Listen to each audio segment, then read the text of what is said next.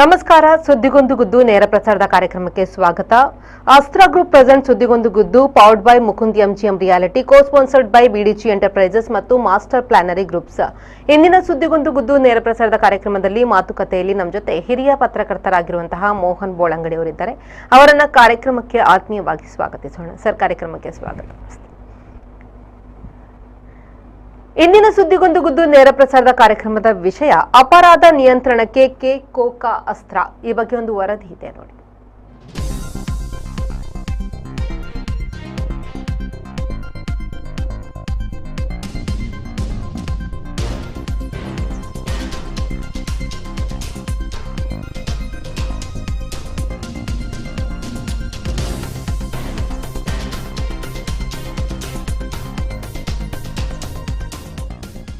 Mangaluru commissionerate ವ್ಯಾಪ್ತಿಯಲ್ಲಿ ಅಪರಾಧ ಚಟುವಟಿಕೆ ನಿಯಂತ್ರಣಕ್ಕೆ ತರಲು ಆರೋಪಿಗಳ ಮೇಲೆ K Coca Karnataka control of organised crime act ಕಾಯ್ದೆಯನ್ನ ಕಟ್ಟುನಿಟ್ಟಾಗಿ ಪ್ರಾಯೋಗಿಸಲು ಪೊಲೀಸ್ ಇಲಾಖೆ ನಿರ್ಧರಿಸಿದೆ.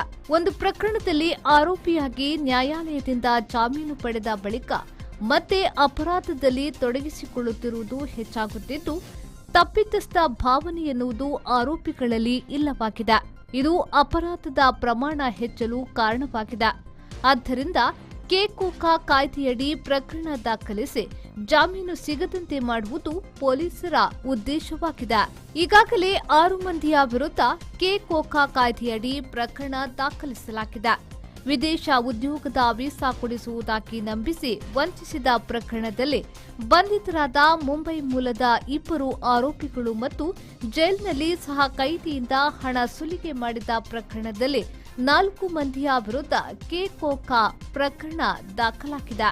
ಯಾವುದೇ ಪ್ರಕರಣ ಇಲ್ಲದೆಯೂ ಈಗಾಗಲೇ 2 ಪ್ರಕರಣಗಳಿರುವ ಆರೋಪಿಗಳ ಜೊತೆ ತಿರುಗುತ್ತಾ ಗುಂಪು ಕಟ್ಟಿಕೊಳ್ಳುವವರ ವಿರುದ್ಧ ಕೂಡ ಮೆಂಬರ್ ಆಫ್ ಆರ್ಗನೈಸ್ಡ್ ಗ್ಯಾಂಗ್ ಎನ್ನುವ ಸೆಕ್ಷನ್ ಅಡಿ ಕನಿಷ್ಠ 5 ವರ್ಷ ಶಿಕ್ಷೆಗೆ ಒಳಪಡಿಸಲು ಅವಕಾಶವಿದೆ. ಆರೋಪಿಗಳ ಜೊತೆ ಇದ್ರೂ ಕೇಸು ಬೀಳುವುದು ಖಚಿತ ಎನ್ನುತ್ತಾರೆ ಪೊಲೀಸ್ ಕಮಿಷನರ್ ಸುಧೀರ್ ಕುಮಾರ್ ರೆಡ್ಡಿ. ಈ ತಿಂಗಳ 12ನೇ ತಾರೀಕು ಮಂಗಳೂರು ಜೈಲಿನಲ್ಲಿರುವಂಥ 4 ಜನ ಆರೋಪಿತರು ಅದೇ ಜೈಲಿನಲ್ಲಿದ್ದ ಇನ್ನೊಬ್ಬ ಆರೋಪಿತರ ಮೇಲೆ ದಾಳಿ ಮಾಡಿ ಹಣ ವಸೂಲು ಮಾಡಿದ ಆರೋಪನೆಗೆ ಅವರ ಮೇಲೆ ಬರ್ಕೆ ಪೊಲೀಸ್ ಸ್ಟೇಷನಲ್ಲಿ ಎಕ್ಸ್ಟಾರ್ಷನ್ ಕೇಸ್ ಬುಕ್ ಆಗಿದೆ. ಈ ಕೇಸ್ ಇನ್ವೆಸ್ಟಿಗೇಷನ್ ಟೈಮಲ್ಲಿ ಇದರಲ್ಲಿ ಕೆಲವು ಆರೋಪಿತರ ವಿರುದ್ಧ 2 ಪ್ರಕರಣಗಳಿದ್ದವು ಅಂತ ಗೊತ್ತಾಗಿದೆ. ಅದರಂತೆ ಕೆ ಕೋಕಾ ಆ್ಯಕ್ಟ್ ಅಟ್ರಾಕ್ಟ್ ಆಗುತ್ತಿರುವುದರಿಂದ ಇವರೆಲ್ಲರ ವಿರುದ್ಧ ಕೂಡ Karnataka control of organised crime act invoke ಮಾಡಲಾಗಿದೆ. ಯಾರೇ ಆರೋಪಿತರು ಈಗಾಗಲೇ 2 ಪ್ರಕರಣ ಇದ್ದು ಮತ್ತಿನ್ನೊಂದು ಪ್ರಕರಣದಲ್ಲಿ ಭಾಗಿಯಾಗಿದ್ದರೆ ಅವರ ವಿರುದ್ಧ ಕೆ ಕೋಕಾ ಆ್ಯಕ್ಟ್ ಇನ್ವೋಕ್ ಮಾಡಲಾಗುವುದು. ಇದರಲ್ಲಿ ಇವರು ಆ್ಯಕ್ಚುಲಿ ಮಾಡಿದ್ದಂಥ ಅಫೆನ್ಸ್ಗೆ 3 ವರ್ಷ ಪನಿಷ್ಮೆಂಟ್ ಇದ್ದರೂ ಸಹ ಕೆ ಕೋಕಾ ಆ್ಯಕ್ಟಲ್ಲಿ ಕನಿಷ್ಠ 5 ವರ್ಷ ಪನಿಷ್ಮೆಂಟ್ ಇದೆ. ಕನಿಷ್ಠ 5 ವರ್ಷದಿಂದ ಜೀವಾವಧಿ ಶಿಕ್ಷೆವರೆಗೂ ಪನಿಷ್ಮೆಂಟ್ ಆಗುವಂಥ ಒಂದು ಪ್ರೊವಿಷನ್ ಇದೆ. ಅಷ್ಟೇ ಅಲ್ಲದೆ ಯಾವುದೇ ಪ್ರಕರಣ ಇಲ್ಲದರೂ ಕೂಡ ಈ ಆರೋಪಿತರ ಜೊತೆಗೆ, ಅಂದರೆ ಈಗಾಗಲೇ 2 ಪ್ರಕರಣಗಳಿದ್ದಂಥ ಆರೋಪಿತರ ಜೊತೆಗೆ ತಿರುಗಾಡಿ ಅವ್ರ ಜೊತೆ ಗ್ರೂಪ್ ಕಟ್ಟಿಕೊಂಡು ಅಥವಾ ಸಿಂಡಿಕೇಟ್ ಮಾಡಿಕೊಂಡಿದ್ದಂಥವರಿಗೆ ಕೂಡ ಮೆಂಬರ್ಸ್ ಆಫ್ ಆರ್ಗನೈಸ್ಡ್ ಗ್ಯಾಂಗ್ ಅಂತ ಒಂದು ಸೆಕ್ಷನ್ ಇದೆ. ಯಾರೇ ಇರಲಿ ಈ ಗ್ಯಾಂಗ್ ಮೆಂಬರ್ಸ್ ಆಗಿದ್ದರೆ ಅವರಿಗೆ ಕೂಡ ಕನಿಷ್ಠ 5 ವರ್ಷ ಶಿಕ್ಷೆ ಆಗುತ್ತೆ. ಆದ್ದರಿಂದ ಯಾವುದೇ ಪ್ರಕರಣದಲ್ಲಿ ಭಾಗಿಯಾಗದಂಥ ಎಲ್ಲರೂ ಕೂಡ ಯಾವುದೇ ಕಾರಣಕ್ಕೆ ಈಗಾಗಲೇ ಕೇಸಸ್ಸಲ್ಲಿ ಭಾಗಿಯಾದವ್ರ ಜೊತೆಗೆ ತಿರುಗಾಡಬೇಡಿ. ತಿರುಗಾಡಿದರೆ ಅವರಂತೂ ಜೈಲಿಗೆ ಹೋಗೋದು ಗ್ಯಾರಂಟಿ, ಹೊರಗೆ ಬರೋದಿಲ್ಲ. ಅವರೊಟ್ಟಿಗೆ ನೀವು ಕೂಡ ಇಂಥ ಕಠಿಣವಾದಂಥ ಕಾನೂನಲ್ಲಿ ಸಿಕ್ಕಾಕೊಂಡಿದ್ರೆ ಕಷ್ಟ. ಅದರಿಂದ ಎಲ್ಲರೂ ಜಾಗೃತಿಯಾಗಿರಬೇಕಂತ ಹೇಳಿ ತಿಳಿಸ್ತಾ ಇದ್ವಿ. Thank you. ಸಂಘಟಿತ ಅಪರಾಧ ಹಾಗೂ ಭಯೋತ್ಪಾದನೆ ತಡೆಯುವಲು ರಾಜ್ಯದಲ್ಲಿ 2000ನೇ ಇಸವಿಯಲ್ಲಿ ಈ ಕಾಯ್ದೆಯನ್ನ ಜಾರಿಗೆ ತರಲಾಗಿತ್ತು. ಕೆ ಕೋಕಾ ಕಾಯ್ದೆಯಡಿ ಪೊಲೀಸರಿಗೆ ವಿಶೇಷ ಅಧಿಕಾರವೂ ಸಿಗುವುದರಿಂದ ಆರೋಪಿಗಳಿಗೆ ಜಾಮೀನು ಸಿಗುವುದು ಕಷ್ಟ.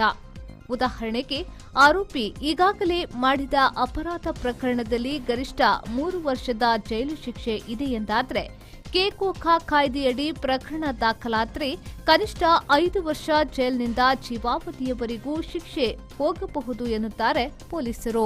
ಒಬ್ಬ 2 ಪ್ರಕರಣದಲ್ಲಿ ಆರೋಪಿಯಾಗಿದ್ದು ಮತ್ತೆ ಅಪರಾಧ ಕೃತ್ಯ ಮುಂದುವರಿಸಿ ಇನ್ನೊಂದು ಪ್ರಕರಣ ದಾಖಲಾದರೆ ಅದನ್ನ ಕೆಕೋಖಾ ಕಾಯ್ದೆಯಡಿ ದಾಖಲಿಸಲಾಗುವುದು.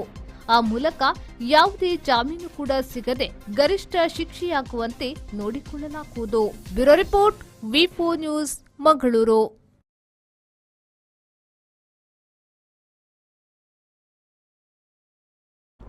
ಸರ್, ಮೊದಲನೇದಾಗಿ ಈ ಕೆಕೋಖಾ ಕಾಯ್ದೆ ಅಂದ್ರೆ ಏನು ಮತ್ತು ಈ ಕಾಯ್ದೆ ಯಾವಾಗ ಜಾರಿಗೆ ಬಂತು ಅನ್ನೋದು? ನೋಡಿ, ಸುಮಾರು 10 ವರ್ಷಗಳ ಹಿಂದೆ ರಾಜ್ಯ ಸರ್ಕಾರ ಈ ರಾಜ್ಯದಲ್ಲಿ ಅಪರಾಧ ಪ್ರಕರಣಗಳು ವಿಪರೀತಕ್ಕೆ ಹೋದಂಥ ಸಂದರ್ಭದಲ್ಲಿ ಅದನ್ನು ನಿಯಂತ್ರಣಕ್ಕೆ ತರಬೇಕು ಒಂದು. ಮತ್ತೆ ಪ್ರತಿಯೊಂದು ನಗರಗಳಲ್ಲೂ ಸಹ ಒಂದೊಂದು ಗ್ಯಾಂಗ್ಗಳು ಆಪರೇಟ್ ಮಾಡ್ತಾ ಇದ್ದವು, ಹೊಡೆದಾಟಗಳು ನಡೀತಿದ್ದವು, ಕೊಲೆಗಳು ನಡೀತಿದ್ದವು. ಇಂತಹ ಸಂದರ್ಭದಲ್ಲಿ ಶಾಂತಿ ಮತ್ತು ಸುವ್ಯವಸ್ಥೆಯನ್ನು ಕಾಪಾಡಿಕೊಳ್ಬೇಕು ಎನ್ನುವಂಥ ನಿಟ್ಟಿನಲ್ಲಿ ಈ ಕಾಯ್ದೆಯನ್ನು ರಾಜ್ಯ ಸರ್ಕಾರ ಜಾರಿಗೆ ತಂತು. ಆ ಸಂದರ್ಭದಲ್ಲಿ ನಿಮಗೆ ರಾಷ್ಟ್ರೀಯ ಮಟ್ಟದಲ್ಲಿ ಟಾಡಾ ಕಾಯ್ದೆಯೂ ಇತ್ತು. ಟಾಡಾ ಕಾಯ್ದೆ ಅಡಿಯಲ್ಲಿ ಕೆಲವೊಂದು ಪ್ರಕರಣಗಳನ್ನು ದಾಖಲಿಸಿಕೊಳ್ಳಲಿಕ್ಕೆ ಸಾಧ್ಯ ಆಗ್ತಾ ಇಲ್ಲ. ಅದರಿಂದಾಗಿ ಅಂಥ ಸಂದರ್ಭದಲ್ಲಿ ಕೋಕಾ ಕಾಯ್ದೆ ಅಡಿಯಲ್ಲಿ ದಾಖಲಿಸಿಕೊಳ್ಬೇಕು. It is a special act. ಕೋಕಾ ಕಾಯ್ದೆ ಅಂತ ಹೇಳಿದ್ರೆ ಸ್ಪೆಷಲ್ ಆ್ಯಕ್ಟ್, IPC ಅಡಿಯಲ್ಲಿ ಇಲ್ಲದಂಥ ಒಂದು ಕಾಯ್ದೆ. ಆದ್ದರಿಂದಾಗಿ ಅದು ಕೇವಲ ಕರ್ನಾಟಕ ರಾಜ್ಯಕ್ಕೆ ಸೀಮಿತವಾದ ಕಾಯ್ದೆ. ಯಾಕಂದರೆ ಒಂದು ಅಪರಾಧವನ್ನು ನೀವು ಸಂಘಟಿತ ರೀತಿಯಲ್ಲಿ ಆರ್ಗನೈಸ್ ಮಾಡ್ತಿರಂತಾದರೆ ಅದನ್ನು ನಿಯಂತ್ರಿಸಲು ಈ ಕಾಯ್ದೆಯನ್ನು ಬಳಸಲಾಗ್ತಾ ಇದೆ. ಇದರಲ್ಲಿ 5 ವರ್ಷಗಳಿಗಿಂತ ಜೀವಾವಧಿ ಶಿಕ್ಷೆಯವರೆಗೆ ಶಿಕ್ಷೆಯ ಪ್ರಮಾಣ ಇತ್ತು. ಆದ್ದರಿಂದ ಈ ಕಾಯ್ದೆ ಅಡಿಯಲ್ಲಿ ನೀವು ಅಪರಾಧಿಗಳಂತಾದರೆ ಅಂಥವರಿಗೆ ನ್ಯಾಯಾಲಯ ಕನಿಷ್ಠ 1 ವರ್ಷದವರೆಗೆ ಜಾಮೀನು ಕೊಡ್ತಾ ಇರಲಿಲ್ಲ. ಆದ್ದರಿಂದಾಗಿ ಅಂತಹ ಬಲಿಷ್ಠ ಕಾಯ್ದೆಯನ್ನು ತಂದು ತನ್ಮೂಲಕ ರಾಜ್ಯದಲ್ಲಿ ಶಾಂತಿ ಮತ್ತು ಸುವ್ಯವಸ್ಥೆಯನ್ನು ಕಾಪಾಡಿಕೊಳ್ಬೇಕು ಅಂತ ಇರಾದೆಯಿಂದ ಸರ್ಕಾರ ಜಾರಿಗೆ ತಂದಂಥ ಕಾಯ್ದೆ ಅದು. ಇಂತಹ ಕಾಯ್ದೆಯನ್ನು ಮತ್ತೆ ಈಗಿನ ಮಂಗಳೂರು ನಗರ ಪೊಲೀಸ್ ಕಮಿಷನರ್ ಸುಧೀರ್ ಕುಮಾರ್ ರೆಡ್ಡಿ ಅವರು ಪ್ರಯೋಗ ಮಾಡ್ತಾ ಇದ್ದಾರೆ. ಕೆಲವೊಂದು ಪ್ರಕರಣಗಳಲ್ಲಿ ಈಗಾಗಲೇ ಪ್ರಯೋಗ ಮಾಡಿದ್ದಾರೆ. ಯಾಕಂದರೆ ಕಾಯ್ದೆ ಇತ್ತು, ಅದನ್ನು ಪೊಲೀಸ್ ಅಧಿಕಾರಿಗಳು ಪ್ರಯೋಗ ಮಾಡ್ತಾ ಇರಲಿಲ್ಲ, ಅಳವಡಿಸ್ತಾ ಇರಲಿಲ್ಲ. ನನ್ನ ನೆನಪಿನ ಪ್ರಕಾರ ಉತ್ತರ ಕನ್ನಡ ಜಿಲ್ಲೆಯಲ್ಲಿ ನಡೆದಂಥ ಒಂದು ಶೂಟೌಟ್ ಪ್ರಕರಣದಲ್ಲಿ ಈ ಕಾಯ್ದೆ ಕೋಕಾ ಕಾಯ್ದೆ ಏರಿದ್ದೇ ಕೊನೆ ಅಂತ ಕಾಣ್ತದೆ. ಆ ಪ್ರಕರಣದಲ್ಲಿ ಭೂಗತ ಪದಕಿ ಬನ್ನಂಜರಾಜನಿಗೆ ಜೀವಾವಧಿ ಶಿಕ್ಷೆ ಆಯಿತು. ಯಾಕಂದರೆ ಕೋಕಾ ಕಾಯ್ದೆ ಅಡಿಯಲ್ಲಿ ನಿಮಗೆ ಪ್ರಕರಣ ದಾಖಲಾದರೆ ಕೋಕಾ ನ್ಯಾಯಾಲಯ ಅಂತ ಇದೆ, ಆ ನ್ಯಾಯಾಲಯಕ್ಕೆ ಆ ಪ್ರಕರಣ ಶಿಫ್ಟ್ ಆಗ್ತದೆ. ಅಲ್ಲಿ ವಿಚಾರಣೆ ನಡೀಬೇಕು, ವಾದ ಪ್ರತಿವಾದ ನಡೀಬೇಕು. ಅದರಿಂದ ನೀವು ರೆಗ್ಯುಲರ್ ಕೋರ್ಟ್ ಯಾವುದಿದೆ, ಯಾವುದಾದ್ರೂ ಒಂದು ಕೋರ್ಟನ್ನು ಕೋಕಾ ಕೋರ್ಟ್ ಅಂತ ಹೇಳಿ ಸರ್ಕಾರ ಗುರುತಿಸುತ್ತದೆ. ಆ ನ್ಯಾಯಾಲಯದಲ್ಲಿ ಆ ಪ್ರಕರಣ ವಿಚಾರಣೆ ನಡೀಬೇಕು. ಸಾಮಾನ್ಯವಾಗಿ ಇದು ದಕ್ಷಿಣ ಕನ್ನಡ, ಉತ್ತರ ಕನ್ನಡ, ಶಿವಮೊಗ್ಗ ಈ ಭಾಗದ ಜಿಲ್ಲೆಗಳಿಗೆ ಬೆಳಗಾವಿಯೇ ಕೋಕಾ ನ್ಯಾಯಾಲಯ. ಅದರಿಂದಾಗಿ ನೀವು ಯಾವುದೇ ರೀತಿಯ ರಿಲೀಫು ಏನೂ ಬೇಕಿದ್ದು ನೀವು ಬೆಳಗಾವಿ ಕೋಕಾ ನ್ಯಾಯಾಲಯವನ್ನೇ ಸಂಪರ್ಕ ಮಾಡಬೇಕೆ ಹೊರತು ಇಲ್ಲಿನ ಸೆಷನ್ಸ್ ನ್ಯಾಯಾಲಯವನ್ನು ಸಂಪರ್ಕ ಮಾಡೋದಲ್ಲ. ವಿಚಾರಣಾ ನ್ಯಾಯಾಲಯವೂ ಸಹ ಅದೇ, ವಿಚಾರಣೆಗೆ ಹೋಗ್ಬೇಕಾದ್ರೆ ಅಲ್ಲಿಗೆ ಹೋಗಬೇಕು. ಅದರಿಂದಾಗಿ ಆ ಕಾಯ್ದೆ ಅಷ್ಟು ಬಲಿಷ್ಠ ಅಂತ ಹೇಳಿದ್ದಾರೆ. ಆದರೆ ಪೊಲೀಸರು ಅದನ್ನು ಇಂಪ್ಲಿಮೆಂಟ್ ಮಾಡ್ತಾ ಇರಲಿಲ್ಲ ಅಂತ. ಯಾಕಂತ ಹೇಳಿದರೆ ಪ್ರತಿಯೊಂದು ಡೆವಲಪ್ಮೆಂಟ್ಗಳು, ತನಿಖೆಯ ಡೆವಲಪ್ಮೆಂಟ್ಗಳು ಎಲ್ಲವನ್ನು ನೀವು ಬೆಳಗಾವಿಗೆ ಕೊಂಡೋಗಿ ಕೊಡಬೇಕು. ಒಬ್ಬ ಪೊಲೀಸ್ ಕಾನ್ಸ್ಟೇಬಲ್ಗೆ 1 ದಿವಸದ ಕೆಲಸ ಅದೇ ಆಗತ್ತೆ. ಇಲ್ಲಿಯೇ ನ್ಯಾಯಾಲಯ ಅಂತ ಹೇಳಿದ್ರೆ ಹೋಗಿ ಮಾಮೂಲಿ ನ್ಯಾಯಾಲಯಕ್ಕೆ ಹೋಗುವಂಥ ಸಿಬ್ಬಂದಿಯ ಕೈಯಲ್ಲಿ ಆ ಫೈಲನ್ನು ಕೊಟ್ಟು ಕಳಿಸಲಿಕ್ಕಾಗ್ತದೆ. ಇಲ್ಲಿಗೆ ಒಬ್ಬರನ್ನು ಪೋಸ್ಟಿಂಗ್ ಮಾಡಿಯೇ ಕಳಿಸಬೇಕು. ರಾತ್ರಿ ಇಲ್ಲಿಂದ ಹೋಗಬೇಕು, ಮರುದಿವಸ ನ್ಯಾಯಾಲಯಕ್ಕೆ ಹಾಜರಾಗಬೇಕು, ಅಲ್ಲಿ ಮತ್ತೆ ರಾತ್ರಿ ವಾಪಸ್ ಒಂದು ದಿವಸ ಅದಕ್ಕೆ ಬೇಕು. ಅದಕ್ಕೆ ಬೇಕಾಗಿ ಇಲ್ಲಿ ಆ ಕಾಯ್ದೆಯನ್ನು ಇಂಪ್ಲಿಮೆಂಟ್ ಮಾಡ್ತಾ ಇರಲಿಲ್ಲ. ಯಾಕಂದರೆ ಅತ್ಯಂತ ಬಲಿಷ್ಠ ಕಾಯ್ದೆ. ಅದು ಯಾಕೆ ಮಾಡ್ತಾರೆ ಅಂತ ಹೇಳಿದರೆ, ನಿಮಗೆ ನಿರಂತರವಾಗಿ ಸಮಾಜದಲ್ಲಿ ಜಗಳ ಮಾಡಿಕೊಂಡು ಇರುವವರು, 1 2 3 ಹೀಗೆ ಪ್ರಕರಣಗಳು ಒಬ್ಬನ ಮೇಲೆ ಬೆನ್ನಿಗೆ ದಾಖಲಾದಂಥ ಸಂದರ್ಭದಲ್ಲಿ ಅಂಥವನ್ನು ನಿಯಂತ್ರಿಸಲಿಕ್ಕೆ ಇಂಥ ಕಾಯ್ದೆಯನ್ನು ಅವನ ಮೇಲೆ ಹೇರಲಾಗ್ತಾ ಇದೆ. ಸ್ಪಷ್ಟವಾಗಿ ಹೇಳ್ತೇನೆ, ಆ ಕಾಯ್ದೆಯನ್ನು ಹೇರುವುದು. ಘಟನೆ ಆದ ತಕ್ಷಣ ನೀವು FIR ಮಾಡ್ತೀರಿ ಅಂತ ಹೇಳಿದ್ರೆ ಅದರಲ್ಲಿ ಕೋಕಾ ಕಾಯ್ದೆಯನ್ನು ಹಾಕಿರುವುದಿಲ್ಲ. ಅದರ ನಂತರ ಇನ್ವೆಸ್ಟಿಗೇಷನ್ ಟೈಮಲ್ಲಿ ಇದು ಕೋಕಾ ಕಾಯ್ದೆ ಇದಕ್ಕೆ ಅಟ್ರಾಕ್ಟ್ ಆಗ್ತದೆ ಅಂತ ತಿಳಿದಾಗ ಅದಕ್ಕೆ ಕೋಕಾ ಕಾಯ್ದೆಯನ್ನು ಹೇರಿ ಇಡೀ ಪ್ರಕರಣವನ್ನು ಕೋಕಾ ನ್ಯಾಯಾಲಯಕ್ಕೆ ಟ್ರಾನ್ಸ್ಫರ್ ಮಾಡುವಂಥ ಕೋರಿಕೆ ಸಲ್ಲಿಸುವುದು. ಇದು ಕೋಕಾ ಆ್ಯಕ್ಟಲ್ಲಿ ಅಡಿಯಲ್ಲಿ ಬರ್ತದೆ ಅಂತೇಳಿ. ಆಗ ಇಲ್ಲಿನ ಯಾವ JMMC ನ್ಯಾಯಾಲಯದಲ್ಲಿ ಫೈಲ್ ಇರ್ತದೆ ಅದು ಕೋಕಾ ನ್ಯಾಯಾಲಯಕ್ಕೆ ಟ್ರಾನ್ಸ್ಫರ್ ಆಗ್ತದೆ. ಆಟೋಮೆಟಿಕಲಿ ನೀವು ಅಲ್ಲಿಗೆ ಹೋಗಿ ವಕೀಲರನ್ನು ಮಾಡಬೇಕು, ಇಲ್ಲದ್ರೆ ನೀವು ಇಲ್ಲಿನ ವಕೀಲರನ್ನು ಅಲ್ಲಿಗೆ ಕರ್ಕೊಂಡು ಹೋಗಬೇಕು. ವಿಪರೀತವಾದ ಖರ್ಚು ವೆಚ್ಚಗಳು ಬರುತ್ತೆ. ಅದರಿಂದಾಗಿ ಆ ಕಾಯ್ದೆ ಅಂತ ಹೇಳಿ ಕೂಡಲೇ ಸ್ವಲ್ಪ ಭಯ ಪಡ್ತಾರೆ. ಅದೇ ರೀತಿಯಿಂದ ಟಾಡಾ ಆ್ಯಕ್ಟ್ ಅಂತ ಇತ್ತು. ಟಾಡಾ ಆ್ಯಕ್ಟ್ ಅಂತ ಹೇಳಿದರೆ ನಿಮಗೆ 6 ತಿಂಗಳ ಒಳಗೆ ಆ ಆ್ಯಕ್ಟ್ನಲ್ಲಿ ಜಾಮೀನು ಸಿಗ್ತಾ ಇರಲಿಲ್ಲ. ಇದರಲ್ಲಿ 1 ವರ್ಷ ಜಾಮೀನು ಸಿಗುದಿಲ್ಲ. ನೀವು ಬೇಲ್ ಅಪ್ಲಿಕೇಶನ್ ಆಗ್ಬಾರ್ದು ಅಂತ ಏನಿಲ್ಲ. ಅಲ್ಲಿ ನೀವು ಬೇಲ್ ಅಪ್ಲಿಕೇಶನ್ ಹಾಕಿದ್ರೆ ನಿಮ್ಮ ವಾದವೇ ಆ ರೀತಿ ಇರ್ತದೆ. ಈ ಘಟನೆಗೆ ಈ ಪ್ರಕರಣಕ್ಕೆ ಟಾಡಾ ಆ್ಯಕ್ಟ್ ಅಟ್ರಾಕ್ಟ್ ಆಗೋದಿಲ್ಲ ಅಂತೇಳಿ, ಇದು ಕೋಕಾ ಆ್ಯಕ್ಟ್ ಅಟ್ರಾಕ್ಟ್ ಆಗೋದಿಲ್ಲ. ಅದರಿಂದಾಗಿ ನೀವು ಇಲ್ಲಿ ಜಾಮೀನು ಕೊಡಬೇಕಂತಲೇ ವಾದ ಮಾಡೋದು. ಮತ್ತು ನ್ಯಾಯಾಧೀಶರು ಆಗ್ತದ ಇಲ್ವೋ ಅಂತ ಹೇಳಿ ಪರಾಮರ್ಶಿಸಿ ನೋಡಿ ಆಗ್ತದೆ ಅಂತ ಹೇಳಿದ್ರೆ ಅವ್ರು ಜಾಮೀನು ನಿರಾಕರಣೆ ಮಾಡ್ತಾರೆ, ಮತ್ತು ನೀವು ಹೈಕೋರ್ಟಿಗೆ ಹೋಗ್ಬೇಕು. ಆ ರೀತಿಯ ಒಂದು ಕೋಕಾ ಆ್ಯಕ್ಟು ಈ ಹಿಂದೆ ಇತ್ತು. ಅಟ್ರಾಕ್ಟ್ ಮಾಡ್ತಾ ಇರಲಿಲ್ಲ, ಸೇರಿಸ್ತಾ ಇರಲಿಲ್ಲ. ಈಗ ಪೊಲೀಸ್ ಕಮಿಷನರ್ ಸುಧೀರ್ ಕುಮಾರ್ ರೆಡ್ಡಿ ಅವರು ಎಲ್ಲರಿಗೊಂದು ಸೂಚನೆ ಕೊಟ್ಟಿದ್ದಾರೆ. 2 ಪ್ರಕರಣಗಳು ಒಬ್ಬನ ಮೇಲೆ ದಾಖಲಾದರೆ 3ನೇ ಪ್ರಕರಣದಲ್ಲಿ ಅವ ಒಳಗೊಂಡಿದ್ದಾನೆ ಅಂತ ಗೊತ್ತಾದ್ರೆ ಅವರ ಮೇಲೆ ಕೋಕಾ ಆ್ಯಕ್ಟ್ ಹಾಕಿದ್ದಾರೆ. ಕಮಿಷನರೇಟ್ ವ್ಯಾಪ್ತಿಯಲ್ಲಿ ಅಪರಾಧ ಚಟುವಟಿಕೆ ನಿಯಂತ್ರಣ ಮಾಡಲಿಕ್ಕೆ ಇದು ಅದು ಉದ್ದೇಶ ಇಷ್ಟೇ. ಅಂತಿಂತೂ ಅಪರಾಧ ಪ್ರಕರಣಗಳು ಕಡಿಮೆ ಆಗಬೇಕು, ನಿಯಂತ್ರಣಕ್ಕೆ ಬರಬೇಕು. ಜನರಿಗೆ ಒಂದು ತಂಡದ ಮೇಲೆ, ಒಂದು ಗುಂಪಿನ ಮೇಲೆ ಭಯ ಇರಬಾರ್ದು. ಸಾಮಾನ್ಯವಾಗಿ ಹಿಂದೆ ಎಲ್ಲ ಹೇಗಿತ್ತು ಅಂತ ಹೇಳಿದ್ರೆ, ಮಂಗಳೂರು ನಗರದಲ್ಲಿಯೇ ನಿಮಗೆ ಒಂದು 10-15 ರೌಡಿ ತಂಡಗಳು ಅಂತ ಹೇಳಿ ಗುರುತಿಸಿಕೊಂಡದ್ದು. ಅವರವರ ಒಳಗೆ ಜಗಳಗಳಾಗ್ತಾ ಇತ್ತು. ಒಂದು ರೀತಿಯಲ್ಲಿ ಪ್ರಕ್ಷುಬ್ಧ ವಾತಾವರಣ ನಿರ್ಮಾಣ ಆಗಿದೆಯಾ ಎನ್ನುವಂತ ಭಯ ಸೃಷ್ಟಿಯಾಗ್ತಾ ಇತ್ತು. ಆದರೆ ವಾಸ್ತವವಾಗಿ ಅಂತ ಯಾವುದೇ ಘಟನೆಗಳು ಜನಸಾಮಾನ್ಯರ ಅರಿವಿಗೆ ಬರ್ತಾ ಇರಲಿಲ್ಲ. ಜನಸಾಮಾನ್ಯರಿಗೆ ಏನು ತೊಂದರೆಯೂ ಇರಲಿಲ್ಲ. ಆದರೂ ಅಂತ ಒಂದು ಚಟುವಟಿಕೆಗಳು ಸಮಾಜದ ಶಾಂತಿ ಮತ್ತು ಸುವ್ಯವಸ್ಥೆಗೆ ಮಾರಕ. ಪೊಲೀಸ್ ವ್ಯವಸ್ಥೆ ಎನ್ನುವುದು ಆ ನಗರದಲ್ಲಿ ಇದೆಯಾ ಇಲ್ವಾ ಎನ್ನುವಂಥ ಪ್ರಶ್ನೆಗಳು ಮೂಡ್ತಾ ಇತ್ತು. ಅದಕ್ಕಾಗಿ ಪೊಲೀಸರು ಏನು ಮಾಡ್ತಾ ಇದ್ರು ಅಂತ ಹೇಳಿ ನಿರಂತರವಾಗಿ ಅವರನ್ನು ಬೆನ್ನಿಟ್ಟುವ ಕಾರ್ಯ ಮಾಡ್ತಾ ಇದ್ರು. 1994ರಲ್ಲಿ ರೌಡಿ ನಿಗ್ರಹ ದಳ ಅಂತ ಹೇಳಿ ಒಂದು ವ್ಯವಸ್ಥೆಯನ್ನು ಇಲ್ಲಿ ಜಾರಿಗೆ ತರಲಿಕ್ಕೆ ಕಾರಣ ಆದದ್ದು ಅದೇ. ಅದಕ್ಕಿಂತ ಮೊದಲು ರೌಡಿಗಳಿದ್ರು, ಅದಕ್ಕಿಂತ ನಂತರವೂ ರೌಡಿಗಳಿದ್ರು, ಅದಕ್ಕಿಂತ ಮೊದಲು ಪೊಲೀಸರಿದ್ರು, ಇರಲಿಲ್ಲ ಅಂತ ಏನಿಲ್ಲ.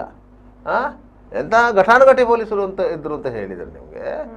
ಒಬ್ಬ ರೌಡಿಯನ್ನು ಶತಪ್ರಯತ್ನ ಪಟ್ಟು ಎತ್ತಿಕೊಂಡು ಬಂದು ಕಾಲಿಗೆ ಕಲ್ಲು ಎತ್ತಿ ಹಾಕಿ ಮೊಣಗಂಟಿನನ್ನು ಮುರಿದದ್ದಿದೆ ಪೊಲೀಸರು. ಯಾರು ಅಂತ ಶಿಕ್ಷೆ ಕೊಡುವುದಿಲ್ಲ. ಆ ರೀತಿ ಶಿಕ್ಷೆ ಕೊಟ್ಟು ಅವ ಸುಧಾರಣೆ ಆಗಲಿಲ್ಲ. ಅದು ಪ್ರಶ್ನೆ ಬೇರೆ. ಆ ರೀತಿ ಆದದ್ದು ಇದೆ. ಆದರೆ 1994ರಲ್ಲಿ AM ಪ್ರಸಾದ್ ಅವರು SP ಆಗಿದ್ದಾಗ ಆಂಟಿ ರೌಡಿ ಸ್ಕ್ವಾಡ್ ಅಂತ ಸ್ಥಾಪನೆ ಮಾಡಿದರು. ಆ ಸಂದರ್ಭದಲ್ಲಿ ನಿಮಗೆ ತೋರಿಕೆಗೆ ರೌಡಿಗಳ ಹಾವಳಿ ವಿಪರೀತ ಇದೆ ಅಂತ ಆಗ್ತಾ ಇತ್ತು. ವಿಪರೀತ ಇದೆ, ಎಲ್ಲೆಲ್ಲೂ ಅವ್ರದ್ದು ಮಾತುಗಳು ಕೇಳಿ ಬರ್ತಾ ಇತ್ತು, ಸುದ್ದಿಗಳು ಹರಿದಾಡ್ತಾ ಇತ್ತು ಅಂತೇಳಿ. ಅಂಥ ಸಂದರ್ಭದಲ್ಲಿ 1-2 ಘಟನೆಗಳು ಬೆನ್ನಿಗೆ ನಡೀತದ್ದು. 2 ಹತ್ಯೆ ಪ್ರಕರಣಗಳು ನಡೀತು. ರೌಡಿಸಮ್ಗೆ ಸಂಬಂಧಪಟ್ಟಂತೆಯೇ 2 ಹತ್ಯೆ ಪ್ರಕರಣಗಳು ನಡೆದಾಗ, ಒಂದು ಹತ್ಯೆ ಯತ್ನ ಪ್ರಕರಣ ನಡೆದಾಗ, ಅದು ಸಹ ಸಿಟಿ ಮಧ್ಯೆಯೇ ನಡೆದಾಗ AM ಪ್ರಸಾದ್ ಸಾಹೇಬರು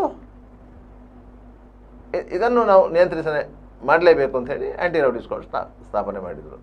ಆಗಿನ Panambur sub inspector Jayanth V Shetty ಅವರಿಗೆ ಜವಾಬ್ದಾರಿ ಕೊಟ್ಟರು. ಅವರು ಕೇಳಿದಂಥ ಸಿಬ್ಬಂದಿಗಳನ್ನು ಕೊಟ್ಟರು. ಅವರು ನಿರಂತರವಾಗಿ ಕಾರ್ಯಾಚರಣೆ ನಡೆಸಿದರು. ಇವತ್ತಿಗೂ ಸಹ ರೌಡಿಗಳ ಹೆಸರನ್ನು ಕೇಳಿದರೆ ಅವರು ಹೇಳ್ತಾರೆ ಅಜಯ್ ಶೆಟ್ಟಿ ಅವರ ಕಾಲ ಅದು ವಿಚಿತ್ರ ಕಾಲ, ನಾವು ಹೆದರಿದ್ದು ಪೊಲೀಸಿಗೆ ಅಂತ ಹೇಳಿದ್ರೆ ಆ ಕಾಲದಲ್ಲಿ. ಯಾಕಂದರೆ ಅವರು ನಿದ್ದೆ ಮಾಡಲಿಕ್ಕೆ ಬಿಡ್ತಾ ಇರಲಿಲ್ಲ. ಯಾವಾಗ ಯಾರು ಎಲ್ಲಿಂದ ಬಂದು ನುಗ್ತಾರೆ ಅಂತ ಗೊತ್ತಾಗ್ತಾ ಇರಲಿಲ್ಲ.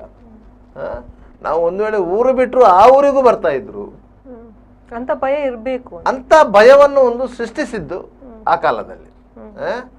ಅವರಿಗೆ ಹಿರಿಯ ಅಧಿಕಾರಿಗಳು ಎಂ ಪ್ರಸಾದ್ ಅವರಾಗಲಿ ಮತ್ತೆ ಅವರ ಅಧೀನ ಅಧಿಕಾರಿಗಳಾದರೆ ಒಳ್ಳೆ ಸಪೋರ್ಟಿವ್ ಆಗಿ ಇದ್ರು. ಅವರಿಗೆ ಆ ರೀತಿಯಾಗಿ ಕಾರ್ಯಾಚರಣೆ ಮಾಡಲಿಕ್ಕೆ ಅನುಕೂಲ ಆಯಿತು.